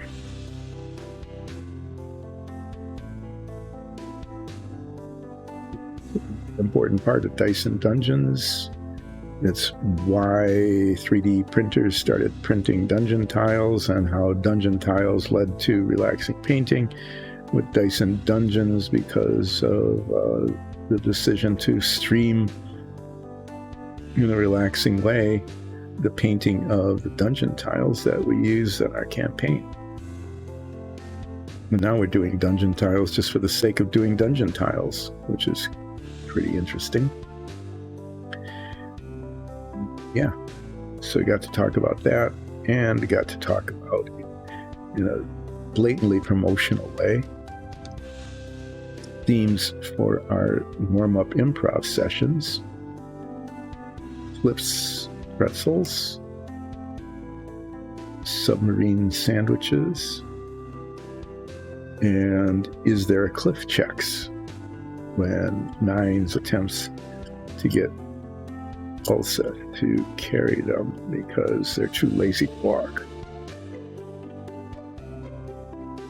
Or in some cases, fail their stair check.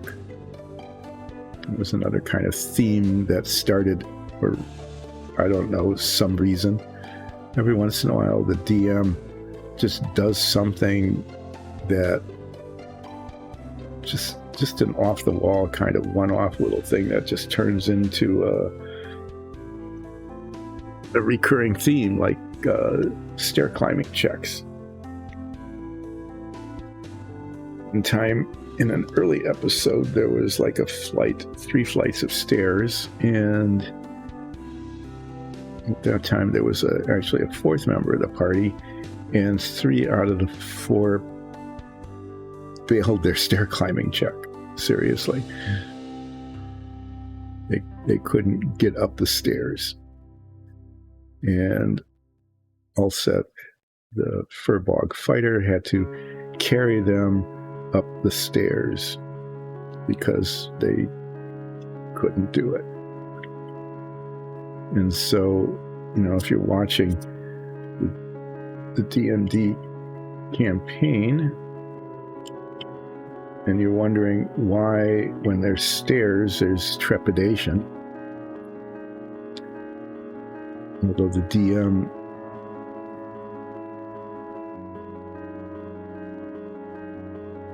rues the day, so to speak, when stair checks were invented, doesn't remind us that there needs to be a stair check.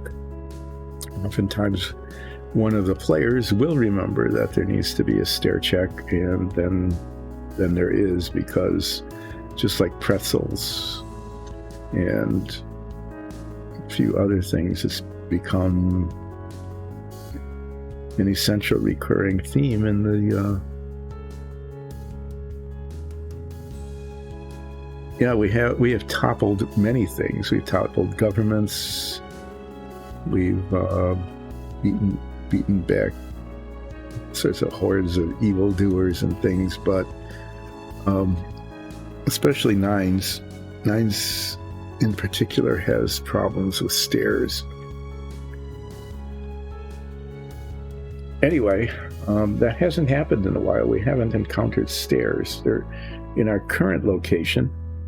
Our rooms are on the 4th floor, I think, which could have presented a huge challenge, where every time we wanted to go up to our rooms, there had to be a stair climbing check, which more often than not would have failed.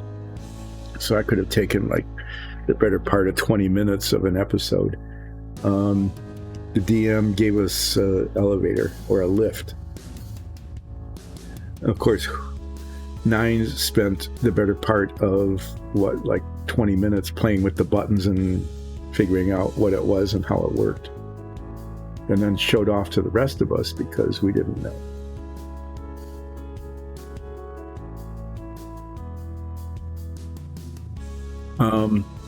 But that's how things go for midnight brunch. Is that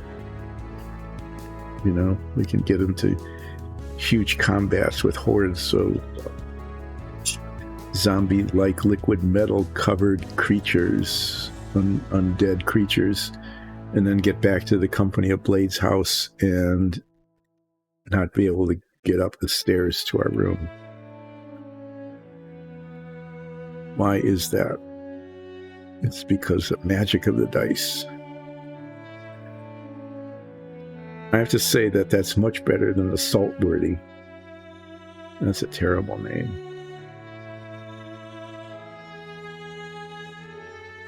We met the Saltworthy. They turned out to be decent people. That was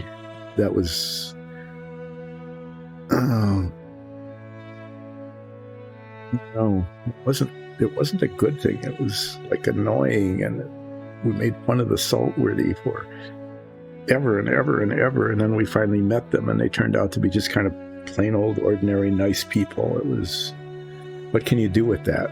We couldn't do anything with that. Couldn't make fun of them, we couldn't ridicule them, we couldn't anything. It was just like, They're nice people. Maybe we'll find out that was just a cover.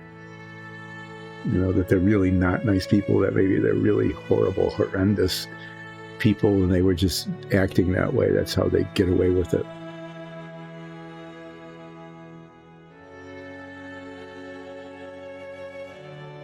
Yeah, well, here it is. It's, like 7 minutes before standard break time, but I finished the last one of these sewer trough tiles in terms of base coating, and rather than starting on the next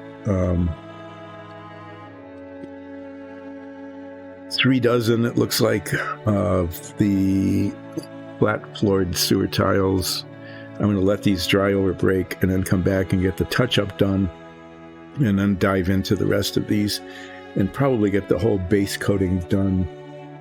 Oh, I just looked over. There's another 2 dozen of them on a drying tray that I haven't even brought over to the table yet.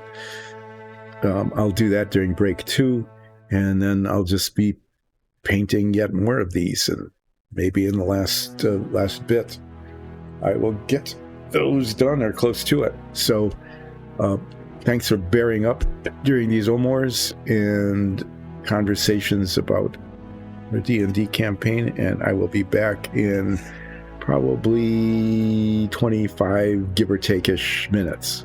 Okay? Thanks so far, and be back soon.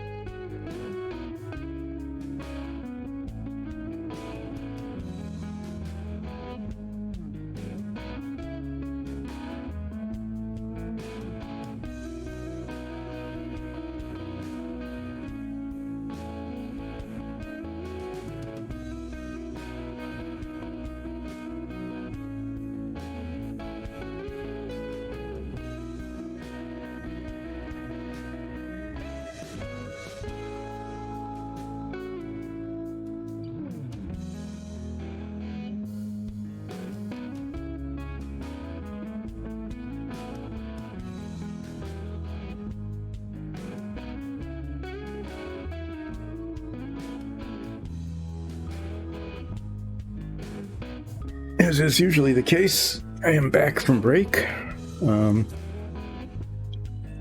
it looks like these tiles have dried and I can do the touch-up.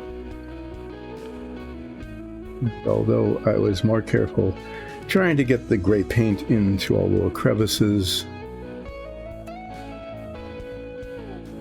The first time around, there's still a bunch of spots that need gray painting. So, trying to do that. And then do the flat ones. Yeah. Restir the paint.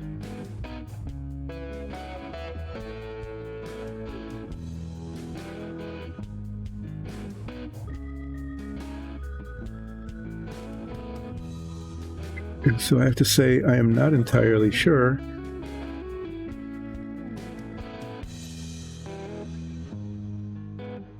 one more I will have this time around. But yeah, I'm going to use up the paint here in this bottle.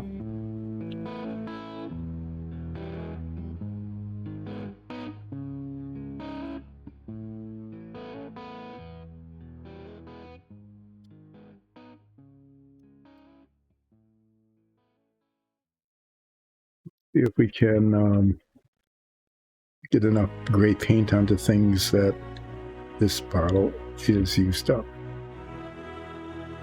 That's the goal here, is to paint as much gray. I'm putting them over on a drying rack here. Get as much gray paint onto things as I can in the next hour and a half, because that's the allotted time we have for the balance of this relaxing painting session. So I hope that you've been relaxed as I've been painting. And apparently we have an acronym for what I do. An old man rant and Omar.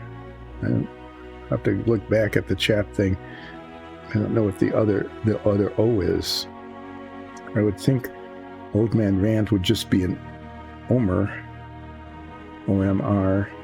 You could say it's Omar anyway, or use whatever vowel wanted between the M and the R. And then you'd have a TLA, which is standard for acronyms, a 3-letter acronym.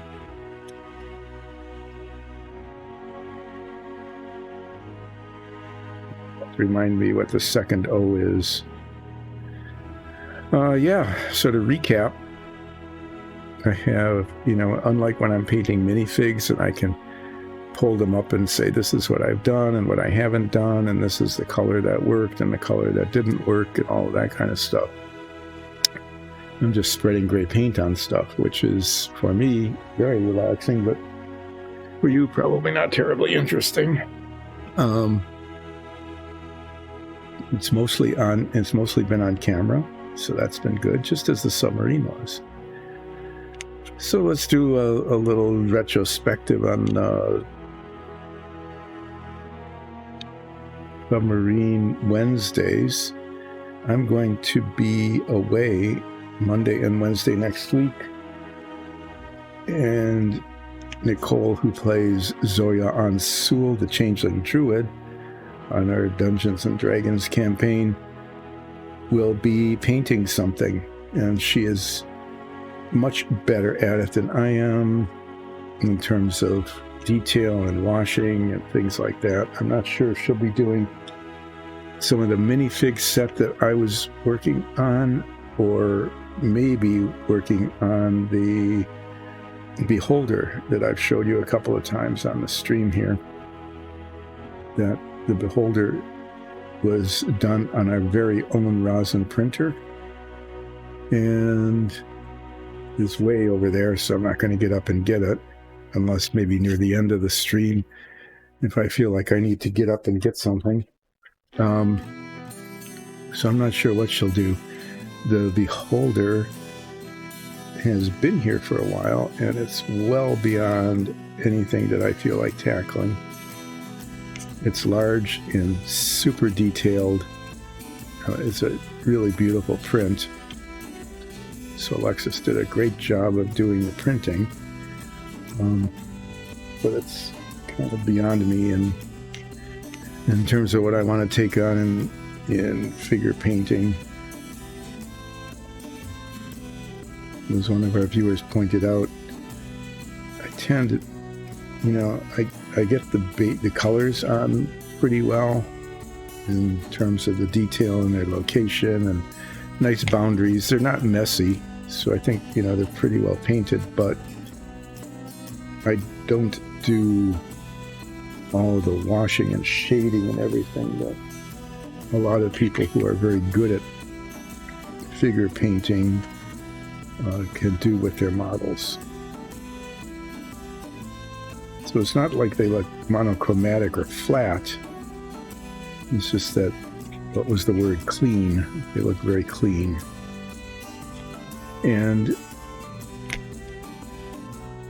I have to admit that that's kind of the way I like them. When I was painting Warcraft Orcs and Goblins, when those first came out, must have been like 20 years ago now.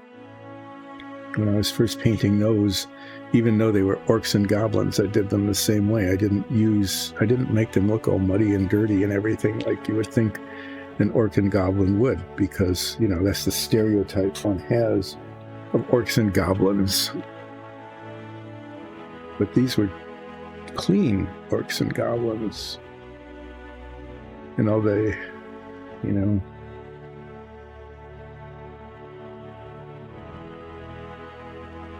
Anyway, that's how I've been doing things ever since. And I'll use washes to do a little shading to try to bring out some of the detail, like the folds in the clothing and things like that. But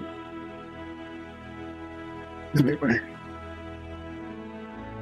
if Nicole picks up on the beholder, you'll see a whole lot more use of multiple layers of colors to do shading.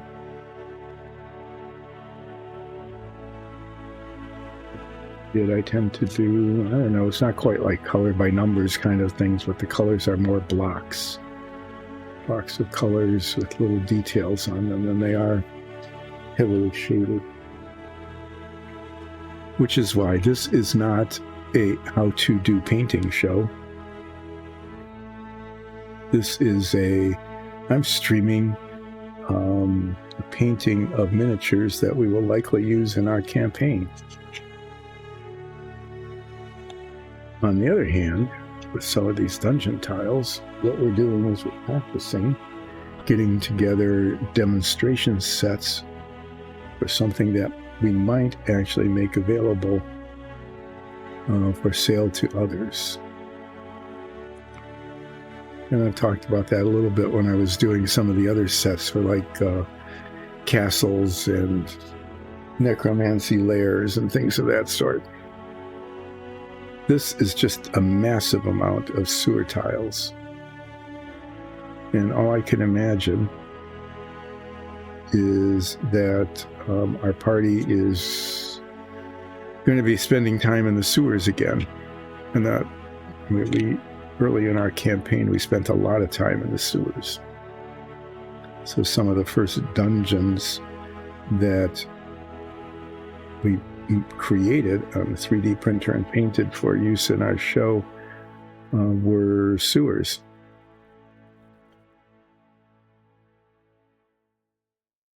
I haven't been in a sewer for a very long time, so maybe it's time to go back around again. But given the volume of these 144 floor tiles, haven't even started on the walls yet, and the corners and things like that, we might be in for a major sewer crawl.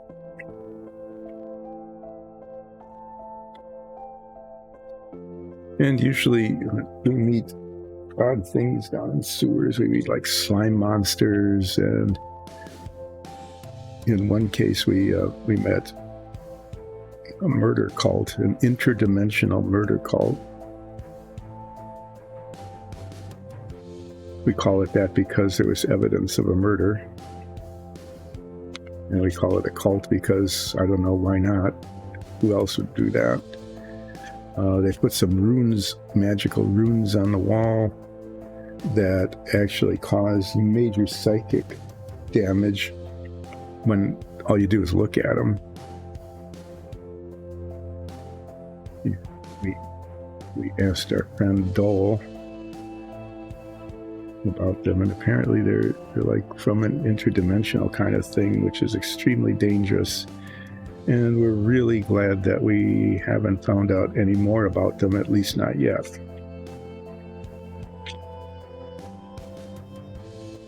That was something that was introduced pretty early on in our campaign that has since disappeared, but we still remember it and occasionally make inquiry into it to try to find out what had created that particular experience.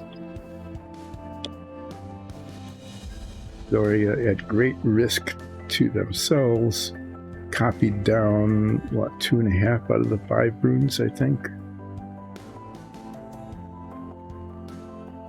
And since has shown them to various and sundry other folks attempting to learn more about them. And we haven't learned much other than from Dole, who said, bad. They're very bad.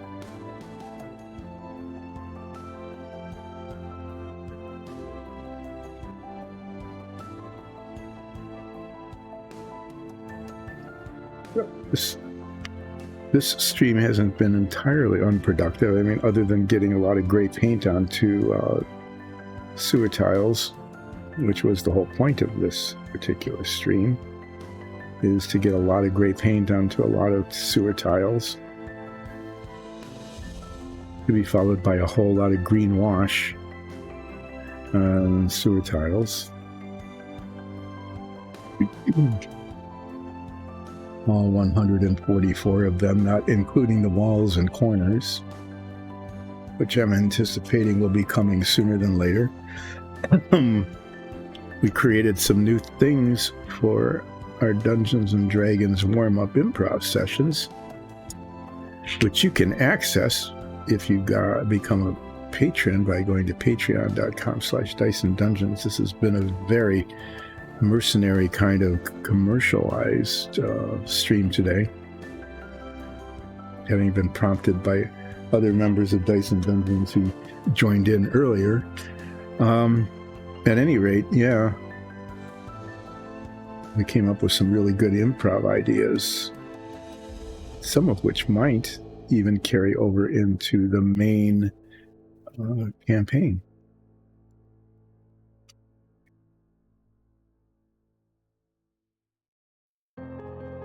So,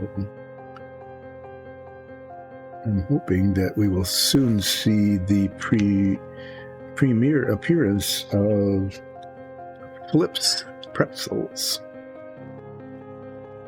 Flips with a Z.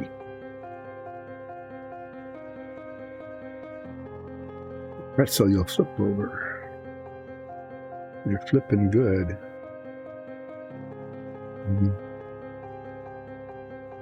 See how that goes.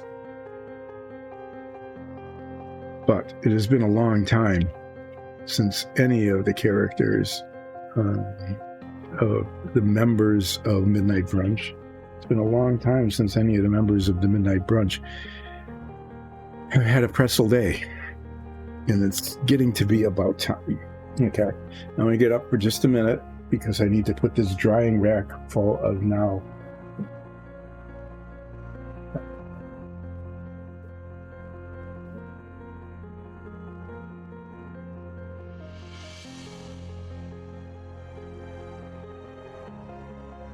And we have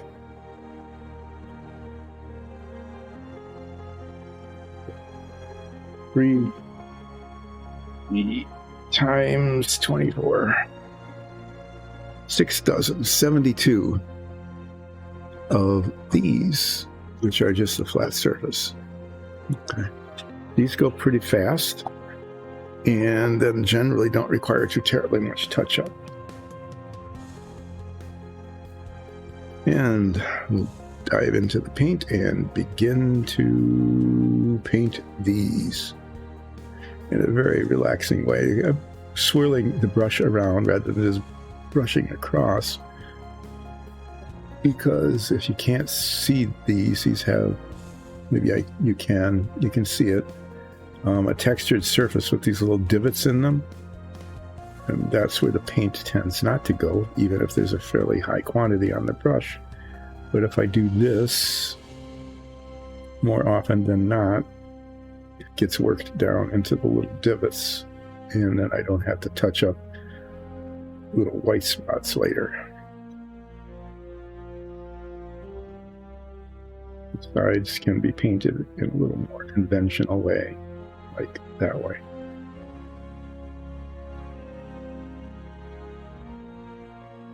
Now let's see, what was my Omar? My old man rant was about It was just up on break.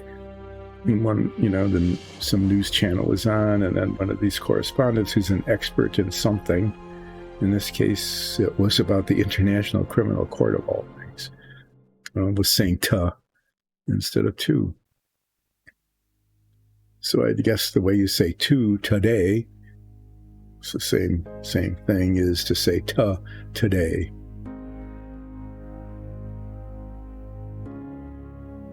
Leading to my speculation about whether all O sounds, like who, instead of to, it's ta, instead of who, is it wa. So, it's my old man rant. And now I've got an hour and 15 minutes to fill, and I don't have anything to talk about, so this doesn't happen very often. But I'm going to be quiet for a little while. And let me just scroll here.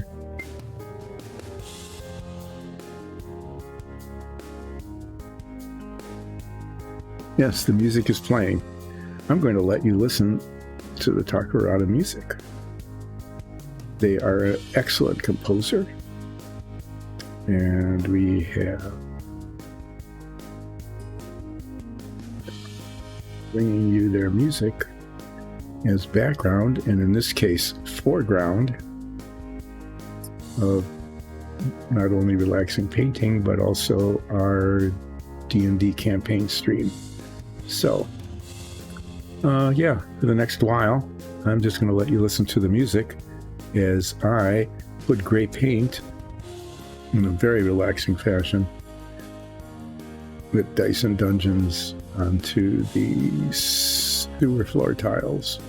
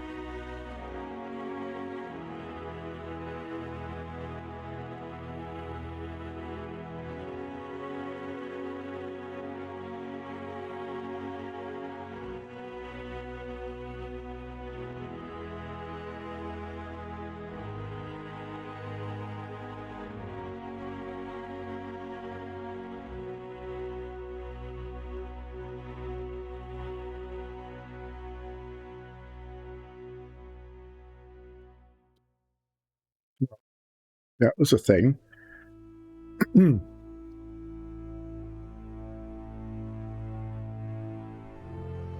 Yeah, I could talk about gravity now. Enough of silence, enough of quiet and relaxing music. Yeah, it just came off of the sticky tack on the top of the holder here. So that reminded me that that's one of the things that I've been talking about now, as I do frequently on these streams, is I talk about something that needs to happen, that hasn't happened, and should happen, and maybe someday will happen. It's like for a while I was talking about, gee, I really should get a magnifier. Other painters who watch this have talked about how helpful it is for them. Have those like 2x things and whatever. And so, lo and behold, one of them showed up because a family member tuned in once. Tuned in, that's an archaic word, isn't it?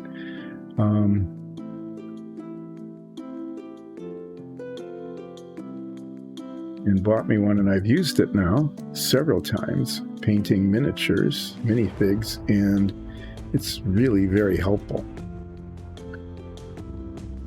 Back in the day, when I was painting Citadel miniatures for Warhammer, the Orcs and Goblins, some of you might even have these and might still use them. There's these big magnifying lenses, like 8 inches in diameter or so, with a ring fluorescent light. Some people might even remember what fluorescent lights were like. Ring fluorescent light around it, so it magnified and illuminated. And I used that quite a bit when I was painting the miniatures, and it worked pretty well. The only problem I ever had with it is that in order to focus, I had to hold the orc or the goblin up pretty close to the magnifying lens, or to get it at the right focal length kind of thing. And in so doing, there wasn't room between the lens and the figure I was painting for the brush, and so I'd be bumping into it all the time. With these head magnifiers, as they're called, and I'll have to say this every time I say it, it really doesn't magnify my head. Okay. It goes on my head and magnifies the thing I'm looking at.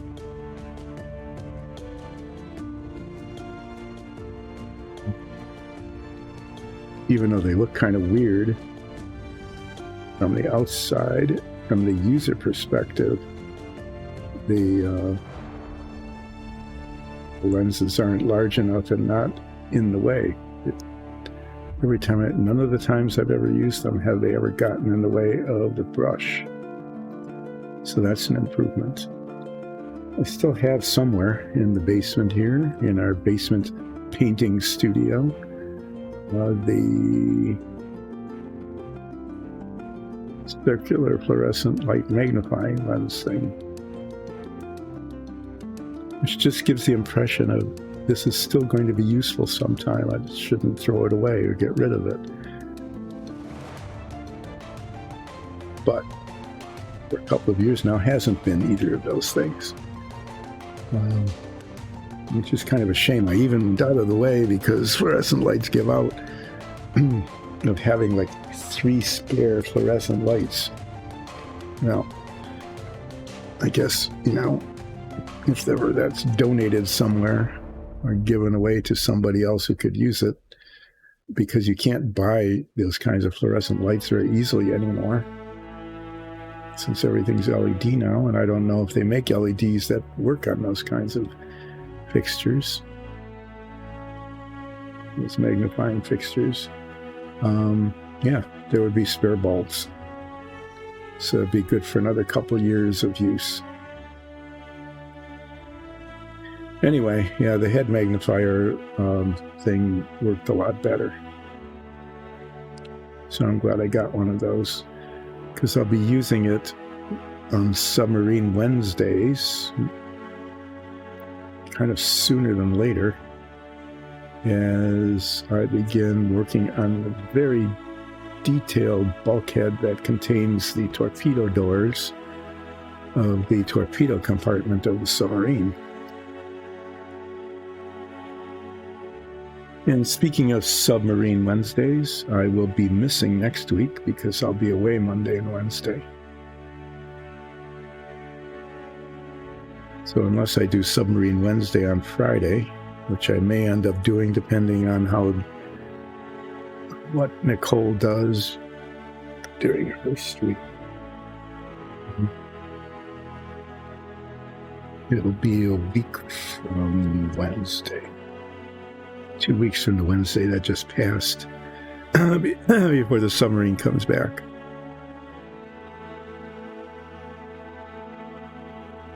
So the submarine is getting painted a lot like the rest of my models in that I'm blocking in the colors and I'm trying to get the colors.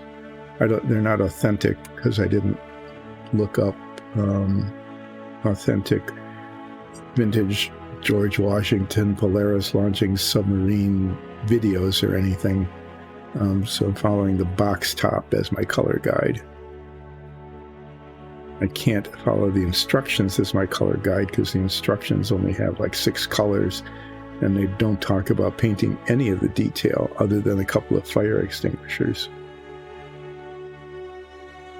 in the model. But this model has a lot of detail. And one example of it is the forward bulkhead in the torpedo room where the torpedo doors are.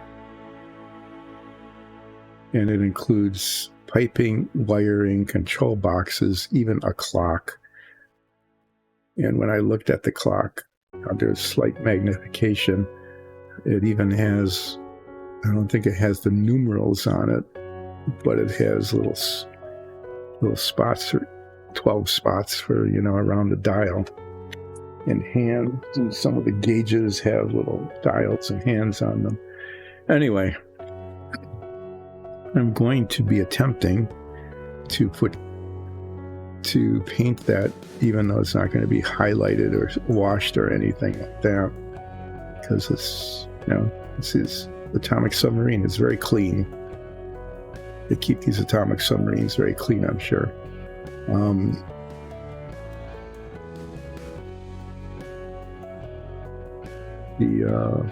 going to be painting the details, so I'm going to be needing the head magnifiers definitely to be able to see what's going on. And then we'll see if I have any kind of eye-hand coordination fine enough to do the detail. Some of it is just so fine, like the piping and wiring on the walls, which also existed in the hull and a couple of other places that I'm going to use a pen, a very fine-tipped felt-tipped pen, to see if I can't get it colored that way. That kind of limits the color. I've got 2. I've got a black one and a red one.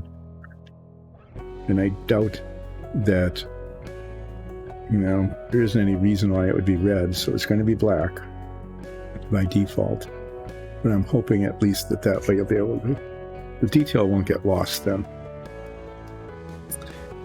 Okay. A little bit of extra molding material there. 2 of these holders, and I alternate back and forth. I've got one slightly dry, and I'm painting the next one, and then back and forth that way.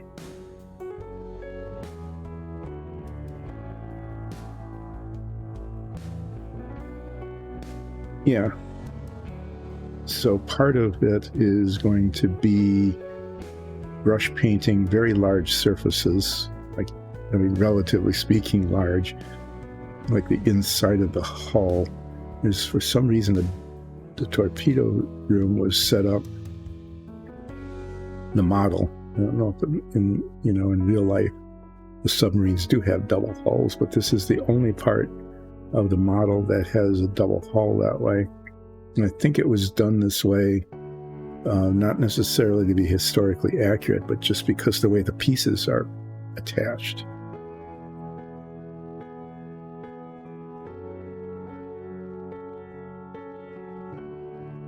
Torpedo racks are kind of glued on to some of them on the back of the hull and some on the bulkhead, the aft bulkhead, using a nautical term. Excuse me.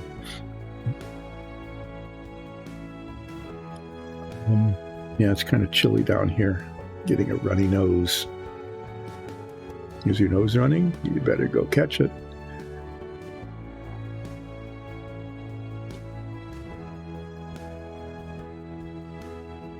I said that. Yeah, anyway, the inside of it is painted. This is supposed to be green. That's the painting instruction on the instruction manual, green. First did the model back in like 1964.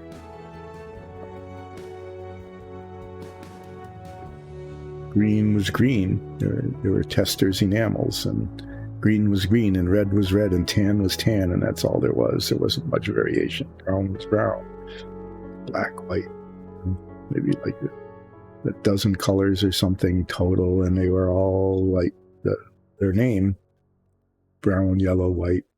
Kind of like if you didn't get Crayola 64 and you had like Crayola 15. That was kind of the paint set that I worked with. Well, I was lucky enough at one point to get Crayola 64. Not only did you get 64 colors, which include things like raw umber and burnt umber, and metallics. There was like a gold and silver and things. They had probably had to work pretty hard to figure out how to come up with 64 colors. But there were 64 different colors, and a sharpener on the box.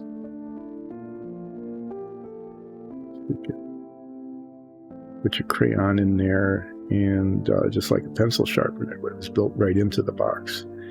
And the box had a flip top on it. Boy, that was something, getting the Crayola 64. But I digress, as I usually do, because that's how you fill the time on Relaxing Painting with Dice and Dungeons.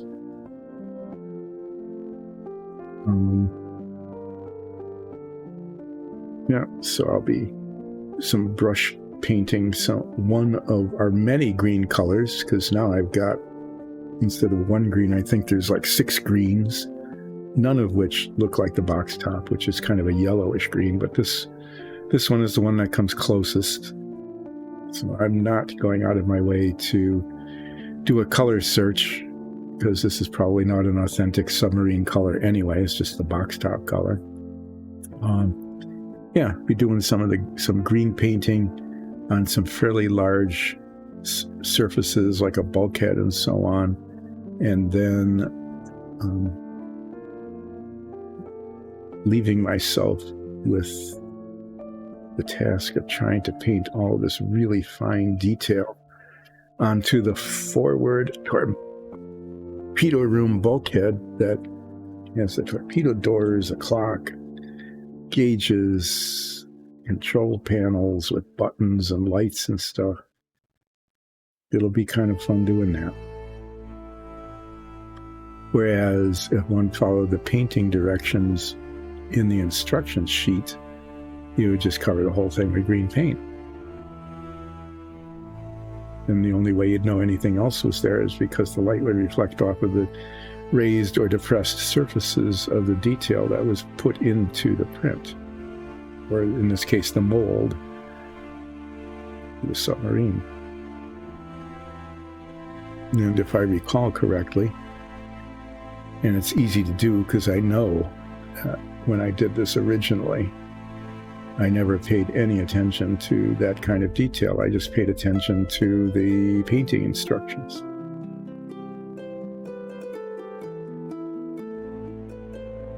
So actually there's 2 levels of detail. One will be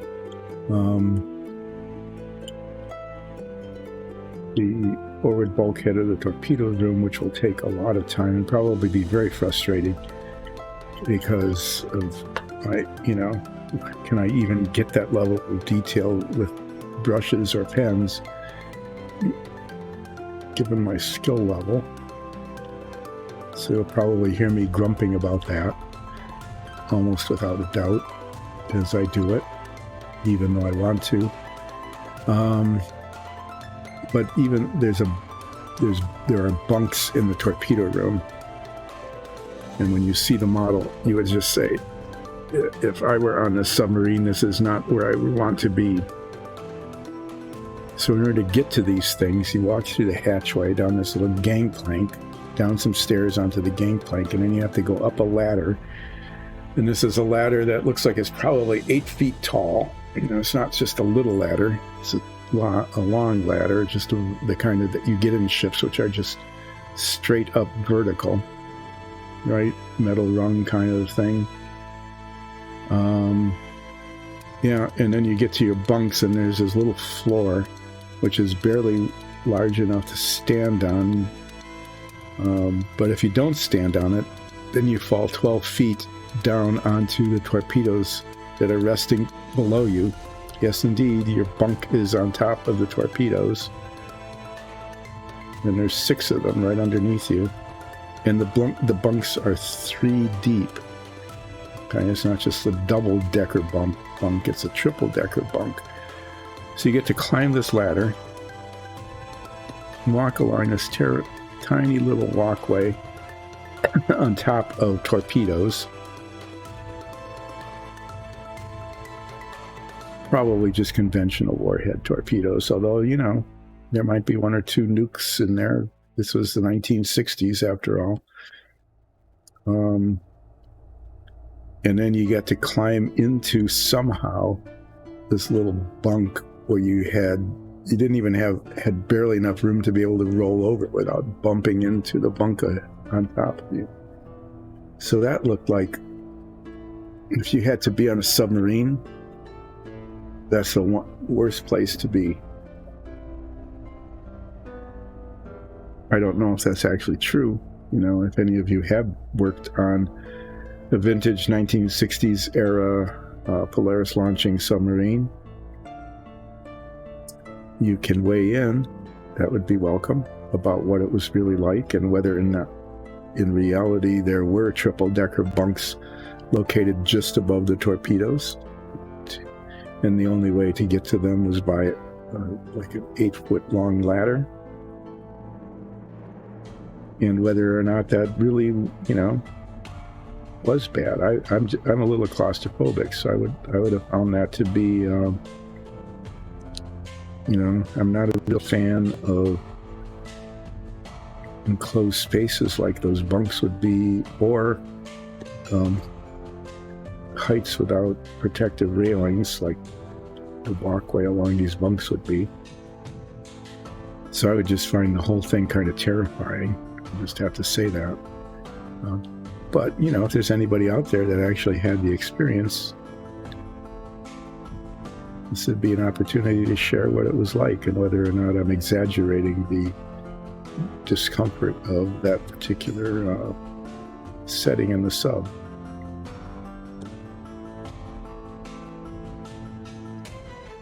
Anyway, that digression was because I need to paint that. And so that's going to be kind of a level of detail painting that is less than the level of detail of the forward torpedo bulkhead. But nonetheless, quite challenging because there's a lot of colors. There's one color for the kind of framework, the metal capsule in which these bunks are housed inside the hull. There's another color for the flooring. And the submarine seems to have kind of a standard color for 2 kinds of floors. There's the darker brown, which is in kind of like the mechanical areas, the engine rooms in the back and the torpedo room up front and the sail. And then there's a lighter, a little friendlier not friendlier, but easier on the eyes kind of color that appears on the floor, at least on the box top, of living areas or work areas, like the dining room or the control room. In this case, there's a little bit of it, just a little bit of it, on the floor at the base of the bunks. So it's another color. Okay, and then the bunks and the bunk framework is a brown, kind of a dark brown, and that seems to be kind of a standard color for all the bunks that show up in various parts of the submarine. And the sheets are white. Okay. Yeah.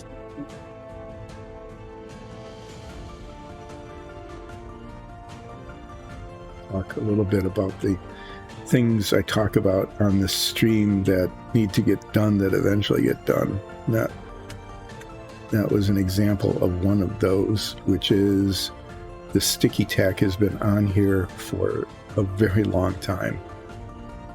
I think since we first got these things, probably the better part of a year. And, you know, over time it gets paint on it. And although you pull it off and knead it again, it starts losing its tack.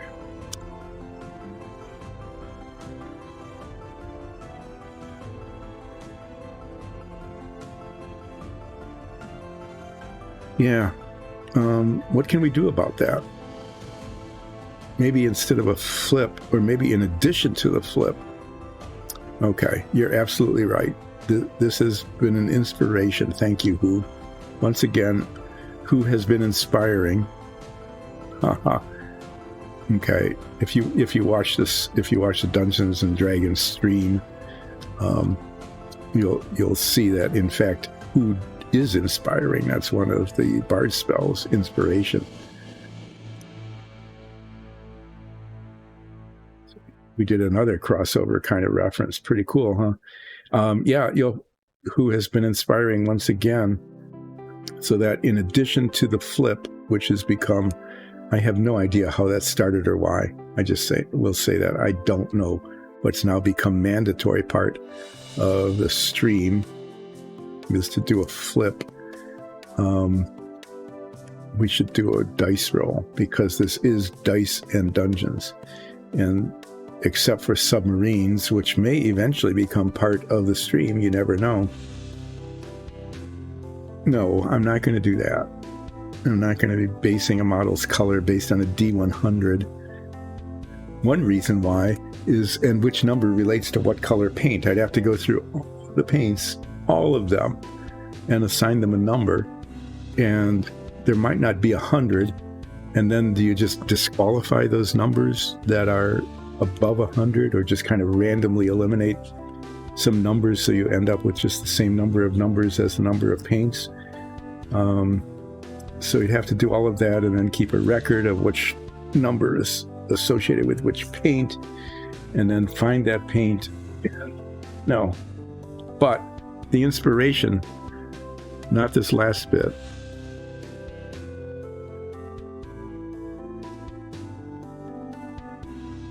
Well, it's going to be applied to pretzels, because it's going to be Flips Pretzels.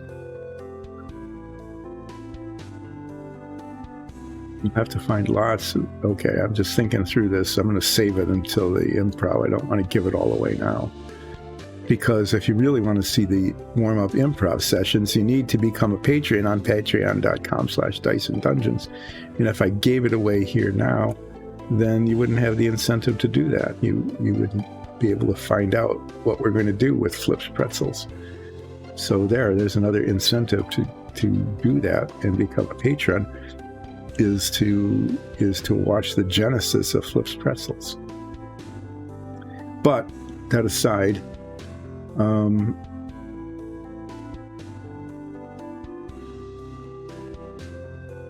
are you saying that my content is not premium? Is that the implication? Yeah. So much for talking.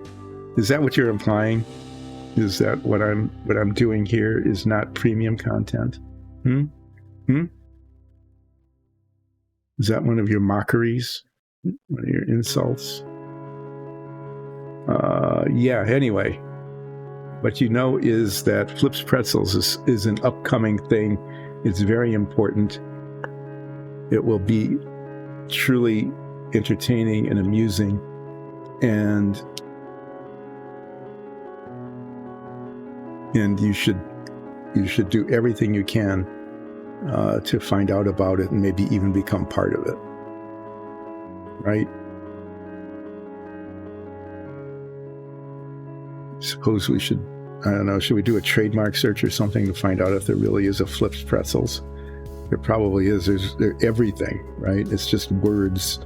And so there probably is one somewhere that will be offending. And anyway, they can tell us about themselves. Do whatever. But yeah.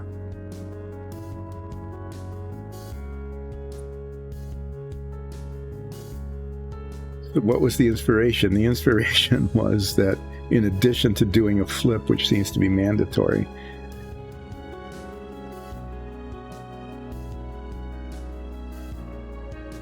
why? I don't know anything about Destiny 2. I don't know why there would be bike flips in Destiny 2.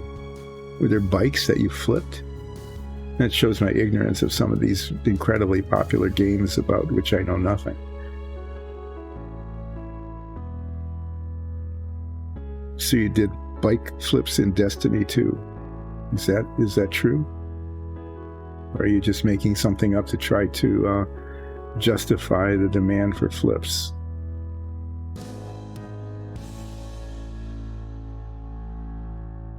It doesn't matter. Just stop. Weird noise. Every once in a while, I don't know.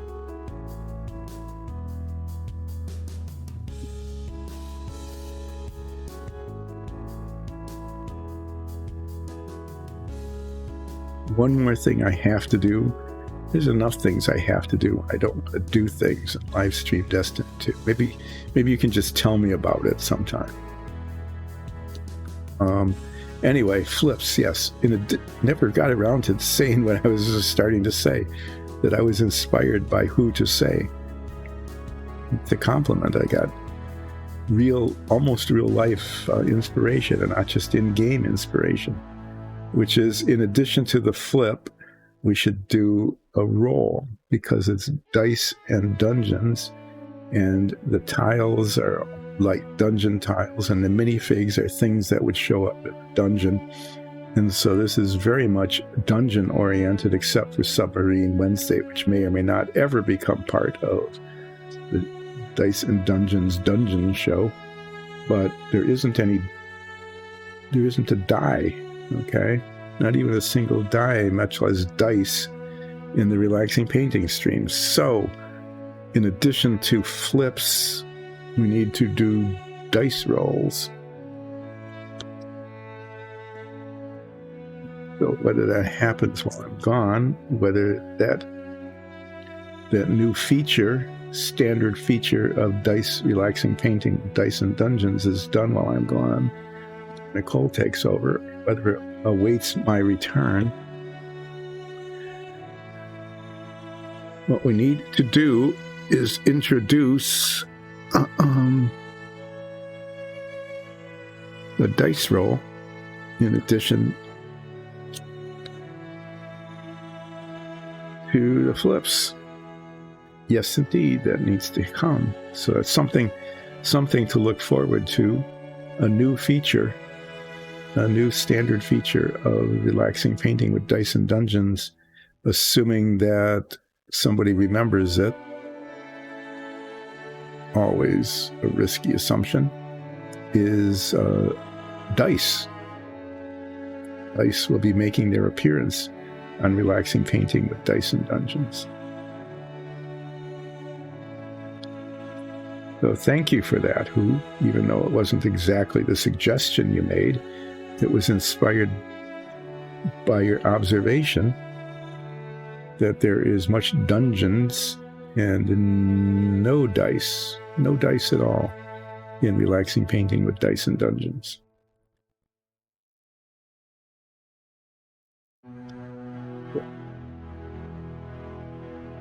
Provided that there is memory of that somewhere along the line by somebody, we'll be seeing dice on relaxing painting, Dice and Dungeons in the near future. You don't want to miss that. You want to be there when it happens, because the very first time something happens, the premiere of the event, that's something pretty special. And here I was having even a moment of silence a while ago because I couldn't think of anything more to talk about, and came up with something that filled the better part of a half hour. I can't say that was content, okay? I won't go so far as to claim that was content, but I will go so far as to claim that it was something to talk about, because, in fact, talking happened, and it was about that stuff. So it was something to talk about.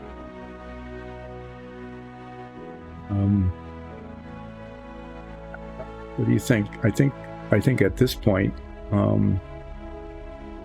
anybody who's watching the stream or catches this on YouTube is probably saying, that 10 minutes of silence when I was just listening to the wonderful music playing in the background, that was pretty relaxing. And then it got ruined because things got talked about. There are so many, I can't believe how many of these there are. The poor 3D printers behind me, which are silent today. See, I said today, not today. Notice that? That are silent today, because there's an O, not an A. That's my grump. That's my rant du jour.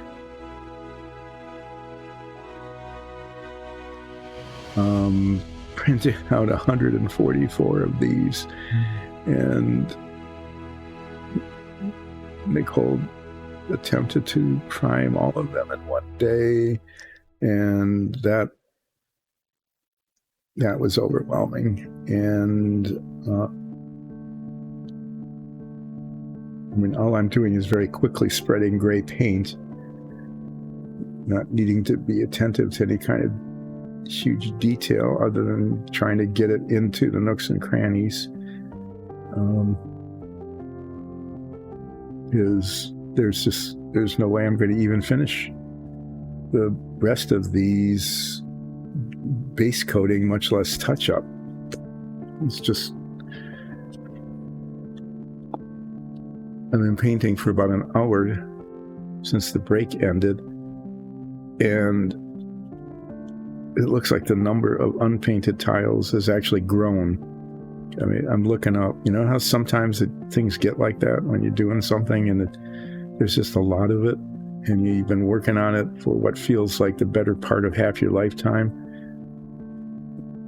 and you look up and it's like, I think there are more there than when I started. In this case, I just looked up at the number of unpainted floor tiles, sewer floor tiles, and I must sigh in despair. Okay. How was that? Pretty despairing sigh, because it looks like there's more there than when I started.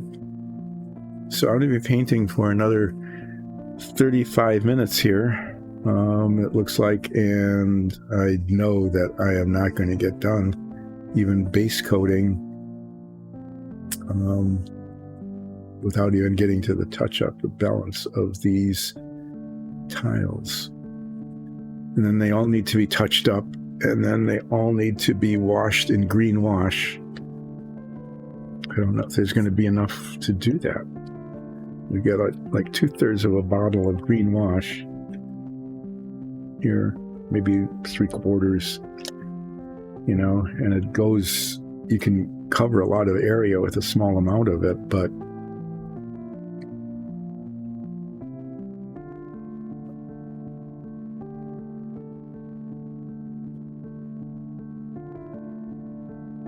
haven't asked why there are so many of these.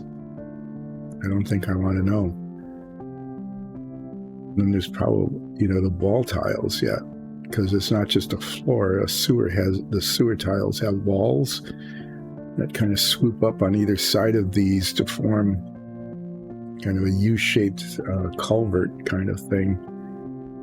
And not every floor tile has a wall tile associated with it, because sometimes you just have this flat area. But I have to guess that because all of the rest of the tiles that I painted, or anybody else has done, on the Relaxing Painting with Dice and Dungeons stream, have been part of a design set. There were a certain number of each kind of tile, like doors and walls and floors and corners and things, to make a specific design, dungeon design. And this just seems like infinite. So I'm not sure what design this is intended to do. I think there's actually almost too many here to even show to fit on our playing surface. It's a pretty big table, but I'm not sure that these would even all fit. So that's a mystery. Maybe it will be revealed at some point on this very show. Why there are 144 sewer floor tiles of either this flat floor or the culvert floor.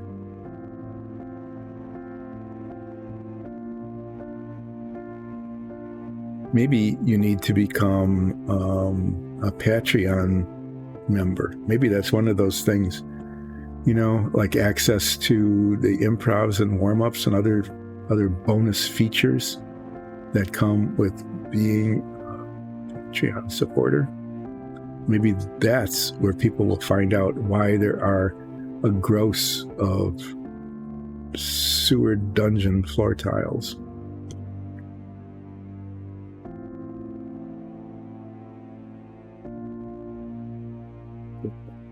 Just know that there are a lot of them. And that I think the 3D printers behind me, which are silent today, are probably resting up from the amount of time they took printing these things. I should probably clean this brush before I go on much further, but it's getting kind of gummed up. I'm going to do that. It's one of those things where you can just get lazy about it and go, it's only another 32 minutes of gray painting, but do it right. So get another pile of these.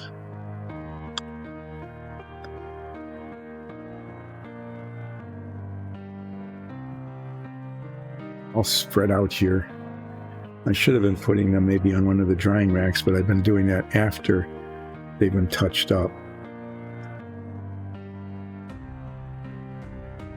Before break, I had this incredibly naive thought,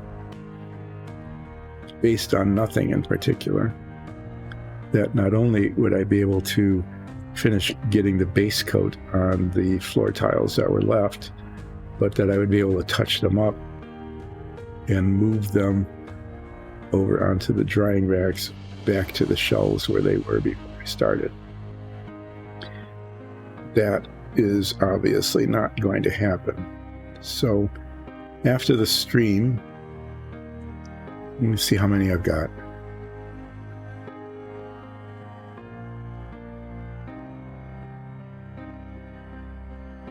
I've got 6 of these things. Okay, I'm going to just break from what I was planning to do here. Just for practical reasons, I need to get these off of the workbench. Okay, they need to get off of the workbench because Nicole, who plays Zoya Ansul on the Dice and Dungeons D&D campaign, is going to be painting on Monday, and I'm hoping she does something a little bit more interesting than floor tiles. So what I'm going to do instead is I'm actually going to do the touch-up on 24 of these, because that's how many fit on a drying rack. And there's just a little more than 24 here. Anyway, I'm going to do the touch-up so I can get them onto the drying rack instead of the work surface on the workbench here, so that they're off the workbench. And then I will maybe do, another dozen or two. These fortunately don't require very much touch-up, other than maybe the corners where I pick them up like that, where the paint came up on my glove and I picked them up. Because I've been getting the tops of these pretty well. There's a little spots every now and then. Check the corners, so this is going okay. So I want to get 24 of these off onto the drying rack and onto the shelf,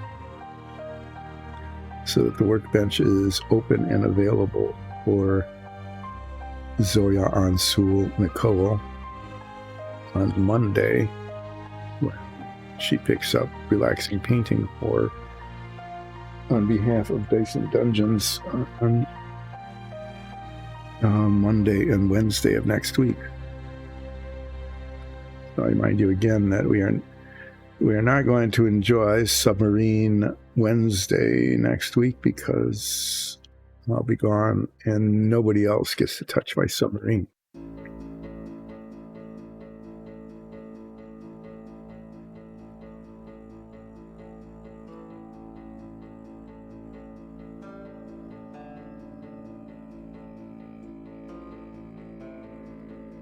So unless I were to go like an extra hour, which I'm not, okay. We only do this from 10-ish until 2-ish. I'll be finishing base coating all of these floor tiles, nor will I end up likely using up the last of the paint in this bottle.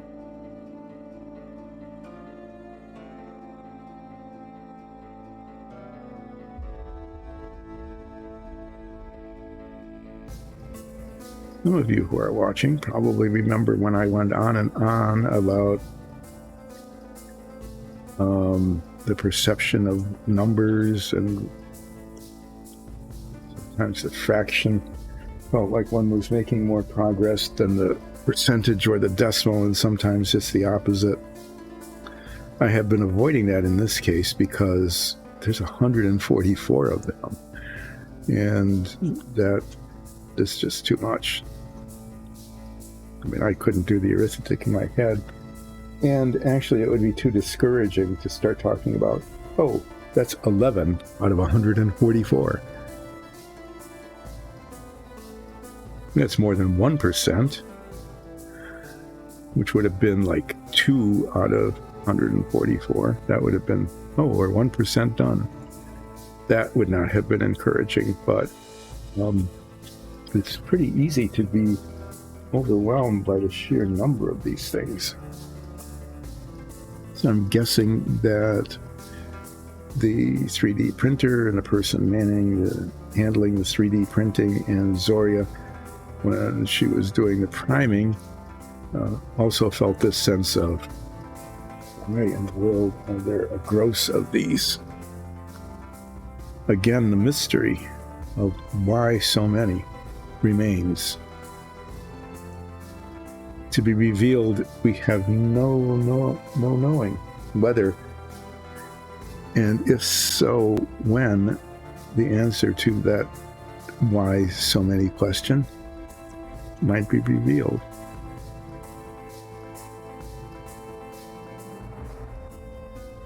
You just have to keep coming back. Yes, we wonder about that without knowing, or who knows how long. Maybe there is no good answer. Maybe it's just keep doing this until you get a gross of them, because it's gross. Isn't that a funny sounding thing?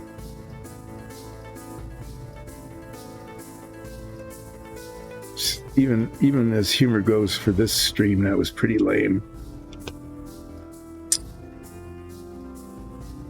But yeah, even just picking them up and looking at them is taking a lot of time. You just, it takes a few seconds for each one, but those seconds add up. The seconds add up to minutes, and the minutes add up to hours, and the hours to days. And there's a song about that. And it was even a feature in Star Trek, where Spock very cleverly used the incredibly obvious code of the minutes seem like hours, or the hours seem like minutes, or whatever, to disguise how much time it was really going to take to do a repair as the enemy ship closed in on it.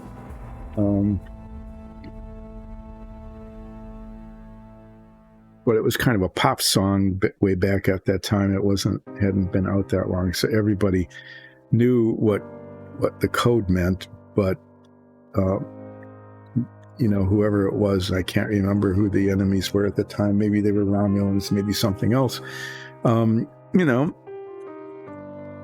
By that time, that song was like centuries old and probably not very popular among their culture, so they didn't catch the code. But the viewers did.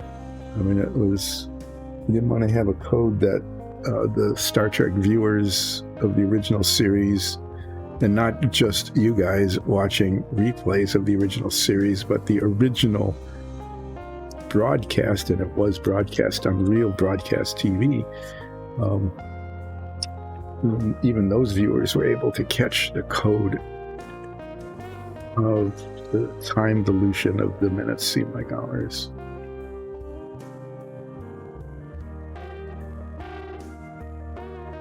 What was that song about? I think it was about somebody who was, falling in love with somebody else.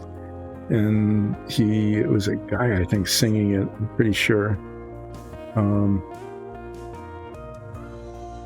Was talking about the perception of time, of being away from this person they had just recently fallen in love with. So let me put this drying rack aside. I'll be right back.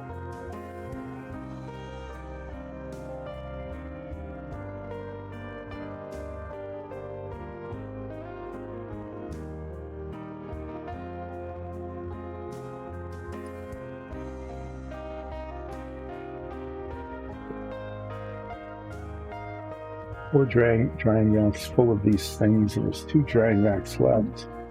And it sure looks like there's more than that to be done, so I don't know. Maybe I'm missing one somewhere. Anyway, yes, talking about the perception of time being away from this person they'd just fallen in love with, and it was that the time spent away is that the minutes seemed like hours. And the hours seemed like days because the separation was just so difficult at that point in their relationship.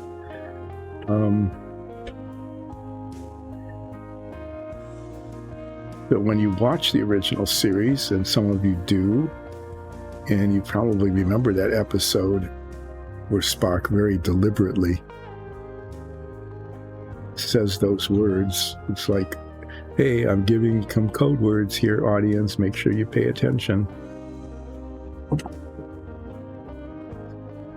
They're actually making reference to that pop song.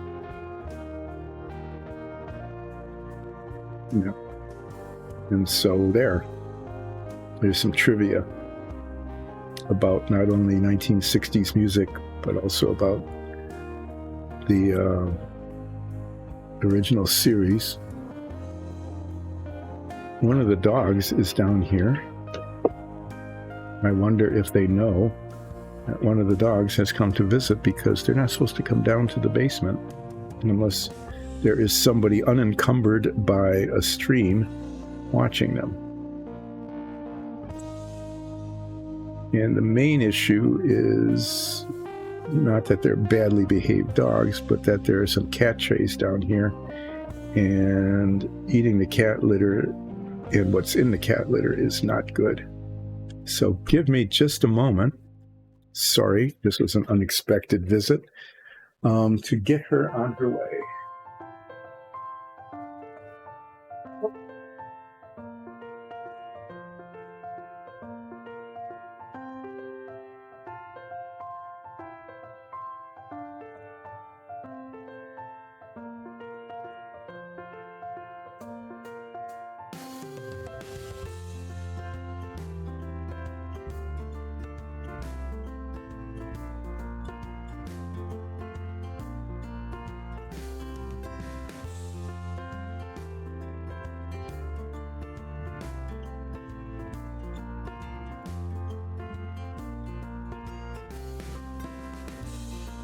About the interruption of our relaxingness, but I wasn't, while I'm doing this, I wasn't able to watch Alice. She doesn't get down here very often, and so was sniffing everything. But there are a few things that are not good to get into, like cat litter. Because she was sniffing it with interest. Didn't eat any, that's good. Anyway, yeah, she's back upstairs. We probably, just so that they are trained what not to do down here, probably should bring them down maybe more often than do when they can be under supervision. So they're speaking of supervision. This does not go over well here in the family. I've used it a couple of times, but you haven't heard it if you're listening to the stream. So look up this cartoon called Super Chicken. Okay, and I can't remember on what show it was. I don't think Super Chicken had their own show, but they were a feature on another show, like Dudley Do-Riders was, or something, on the Rocky and Bullwinkle show. Anyway, yeah, look up Super Chicken, and if you can find it, watch a couple of episodes. And there was a running joke about supervision. It started out like, "Why don't you use your supervision?"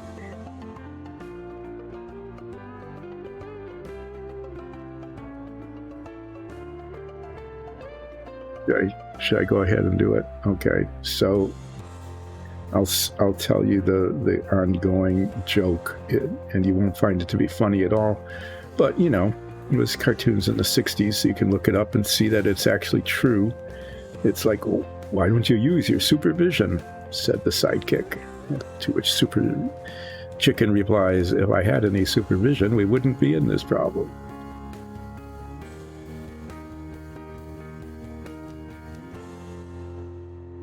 What does that have to do with anything? What that has to do with is bringing the dogs down here.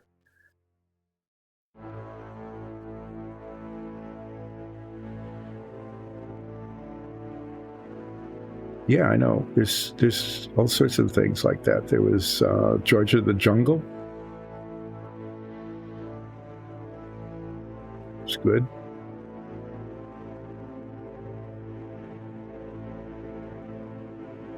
Tom Terrific. I have to admit, I still remember the words to the Tom Terrific theme song, and if I ever were to be a spoken word ghost pirate bard again, that was one of the few pieces in their repertoire. It's the Tom Terrific theme song.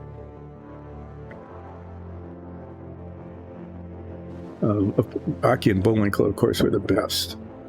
If you have not ever watched Rocky and Bullwinkle, you need to do that. I think they've held up, considering that they were a cartoon that was done, like 55 years ago or something. Yeah, they're still pretty good.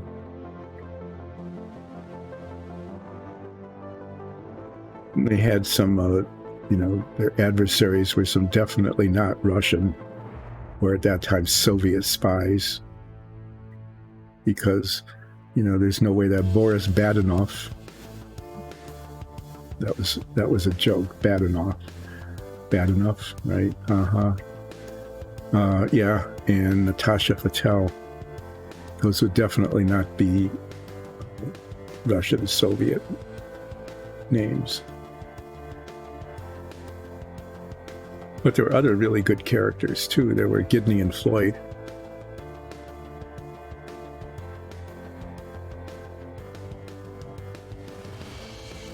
Yep, Gidney and Floyd.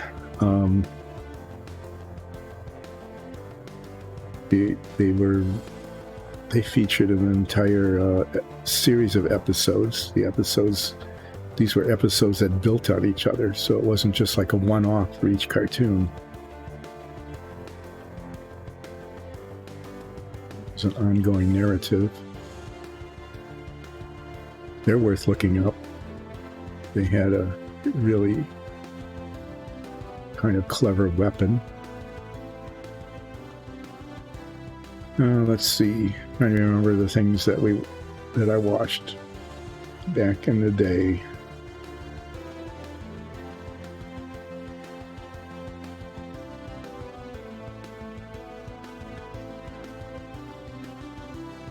El Kabong. El Kabong turned out to be like a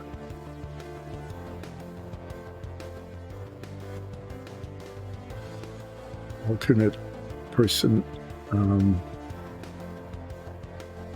alter ego, like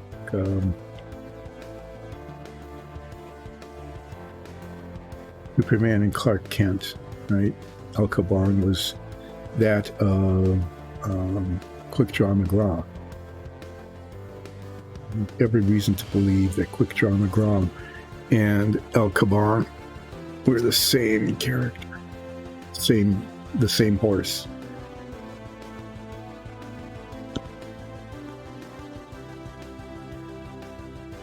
Nines would appreciate this. El Kabong's weapon was a guitar.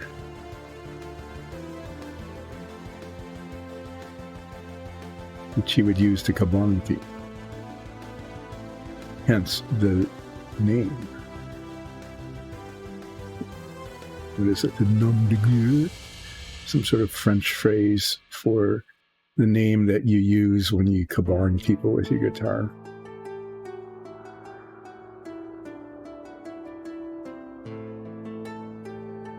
Yeah, anyway. It's not that we are talking about a 1967 cartoon, are we? No. I'm the only one doing the talking. So there's no we. There's no we in this monologue at all.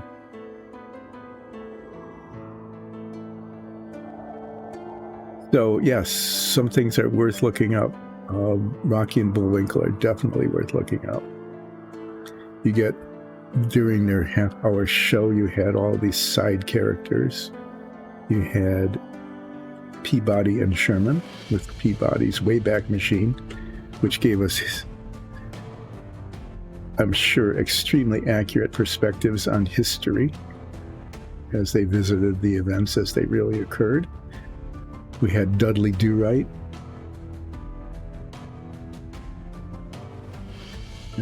Side characters, including Snidely Whiplash. Yeah, there was that. That was cool.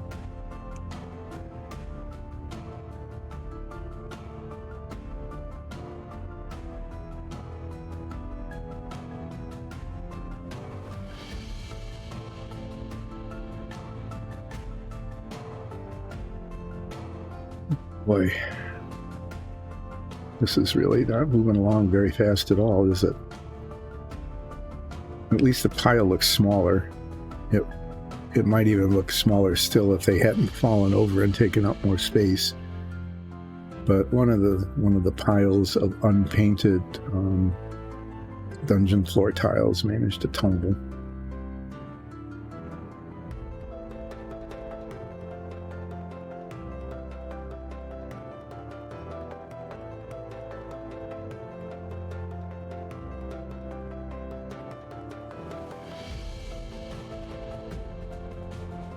I might get enough. Usually at this point, the paint in the jar goes really quickly. So I'd at least like to use up what's in the jar here so that I can set up a fresh one for use the next time this comes along.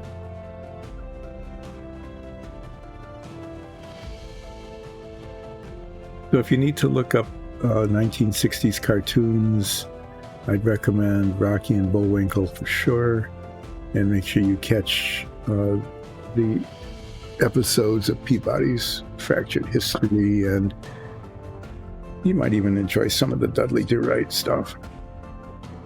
He was kind of a fun character.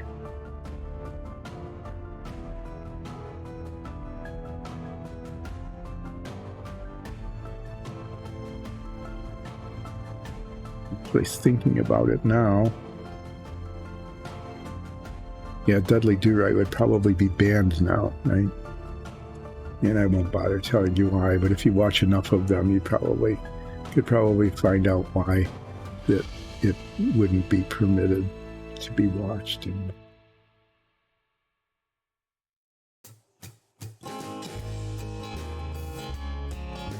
Oh yeah, 60s cartoons. I don't know what's on,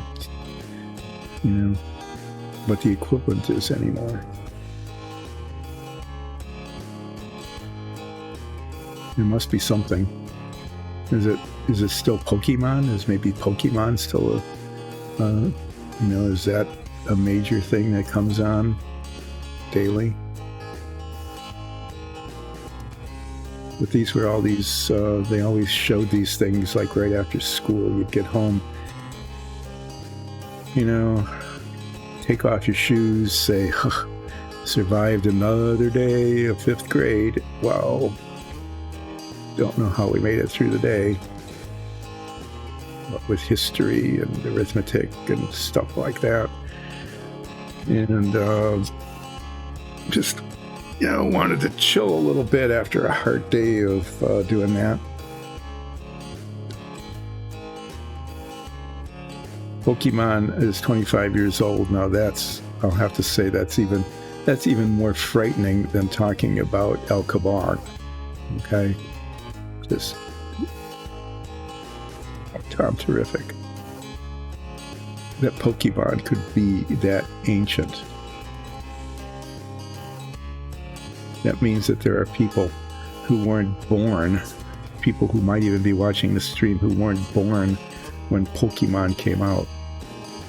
And for some of us of a certain age, that's just like inconceivable.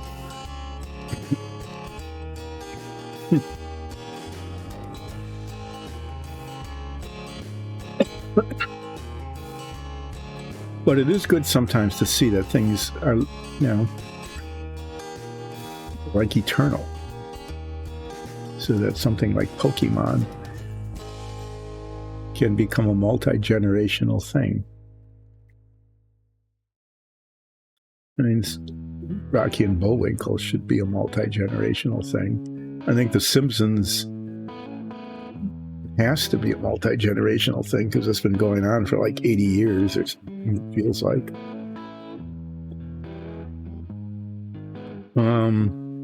Yeah. Anyway, yeah, there's that. And Super Chicken that nobody believes would really even say something like, use your supervision. If I had any supervision, we wouldn't be in this trouble.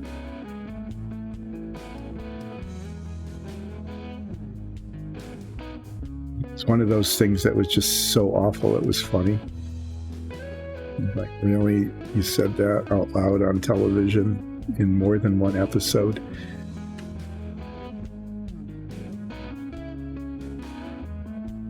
But, we do the same thing on our Dungeons and Dragons campaign. There's these recurring things that we just go, these shouldn't have happened even once. But now that they have, now that it has happened, it probably just better keep happening.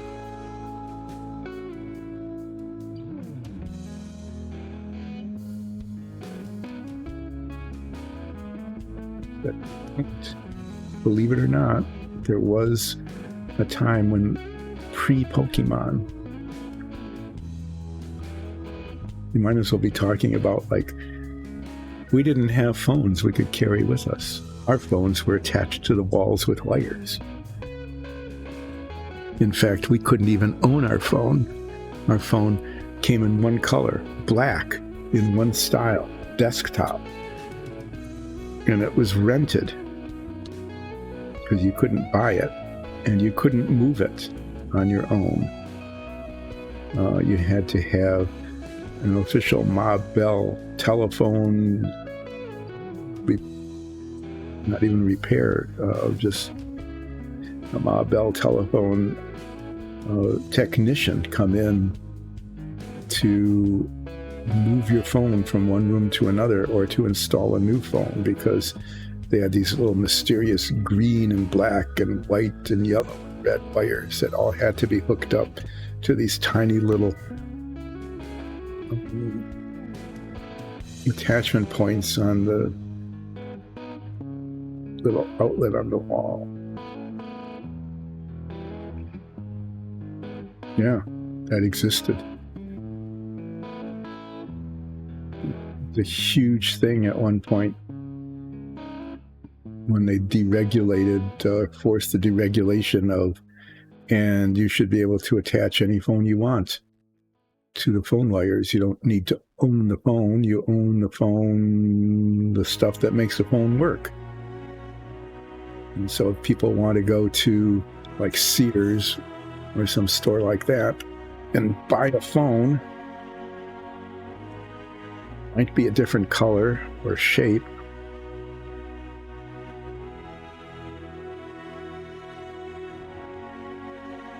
not permitted.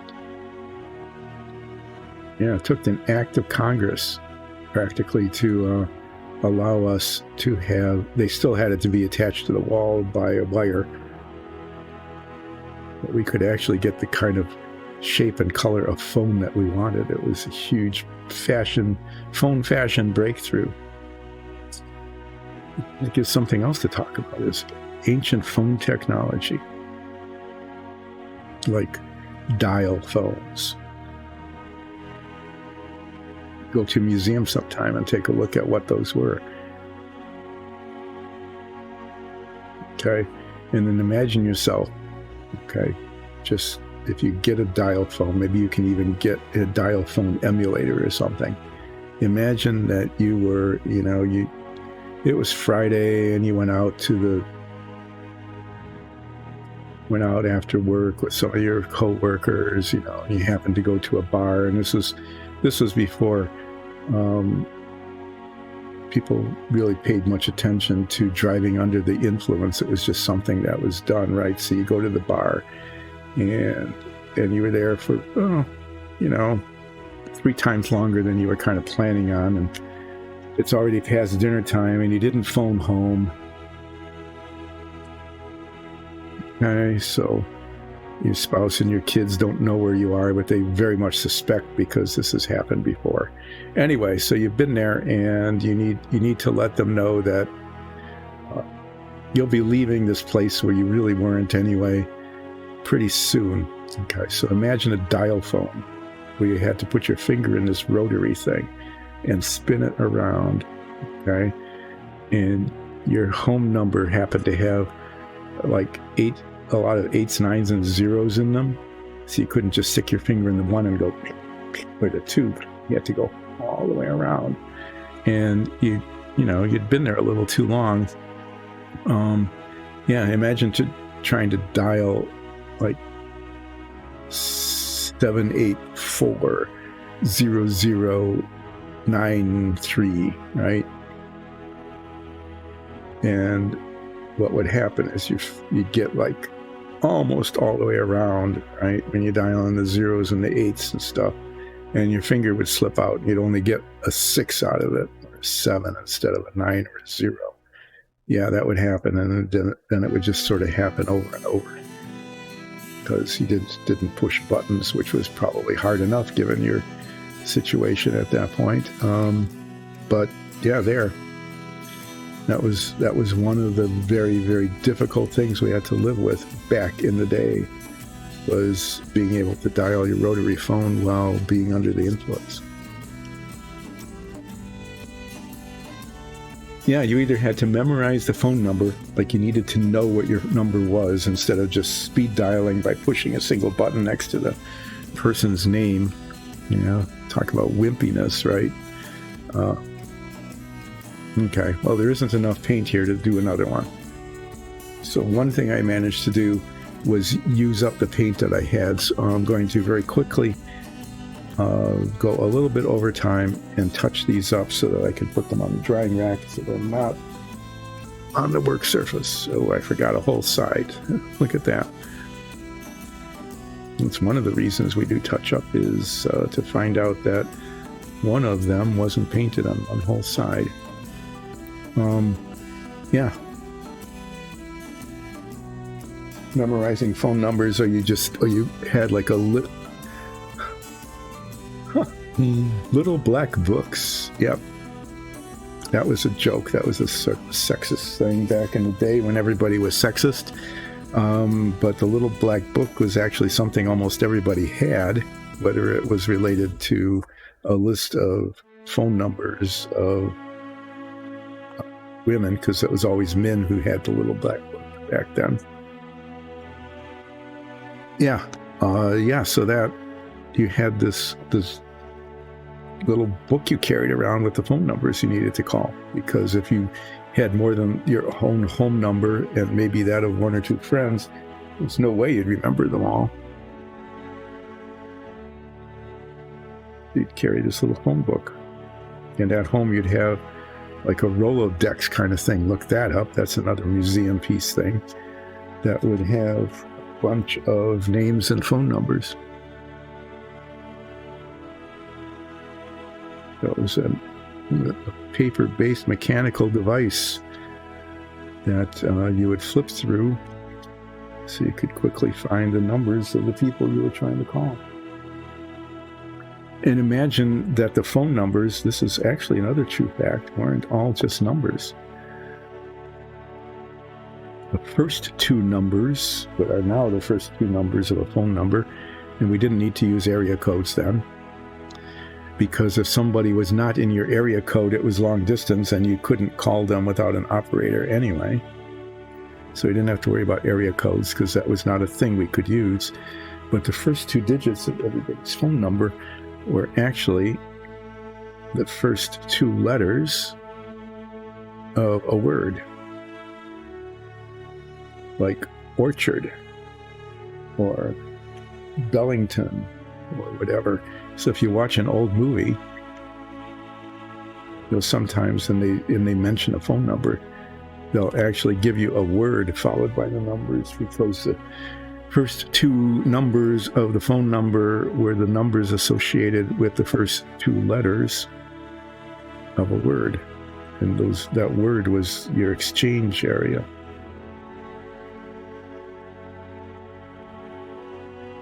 Actually, looking back at it, I think that's kind of weird. Like, why would they do that?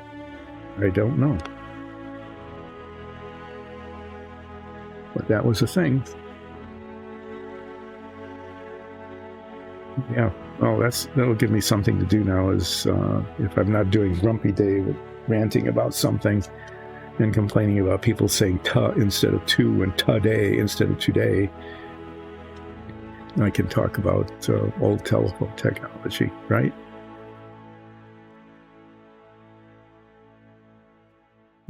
Okay, well, there. I didn't finish. I've got 1, 2, like 3 dozen of these things left. Yeah, about that. It looks like they would actually fit on the drying trays that are available. So there aren't that many. It just looks overwhelming because it feels overwhelming. So there's that, and I managed to finish the paint. It's gone. There's a little ball, the little mixing ball down at the bottom, and this is the next jar of paint to be used.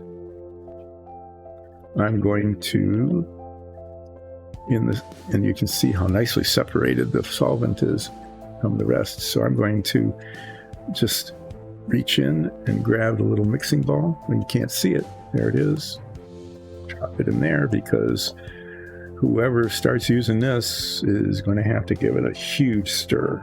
It's obviously been sitting on a shelf quite a while. Yeah, what I should do as I'm washing this is this is kind of our convention, which is to put some paint on the cap of the one that should be opened. Anyway, thank you so much for joining in to Relaxing Painting with Dice and Dungeons on this not grumpy Friday. I didn't get as much done as I was hoping, but I got some done. Put some things up out of the way. If it's done, then somebody else doesn't have to do it. Monday and Wednesday, you will be watching Nicole do something on Relaxing Painting. I'll be back on Friday, probably tackling yet spreading more gray paint around. It looks like at least I've got up until break time enough of these tiles left so that I need to get the base coat on and do the touch-up, and then I will be pulling out the green wash, dark green, giving that a stir and starting to wash the gross of sewer tiles that we've got here. Run a couple of minutes extra. Had an amazing conversation about 1960s cartoons and telephone service, and I hope you enjoyed it.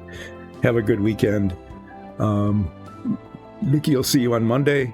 Relaxing Painting with Dice and Dungeons, 10 until 2, Monday, Wednesdays, and Fridays. Thanks. Goodbye.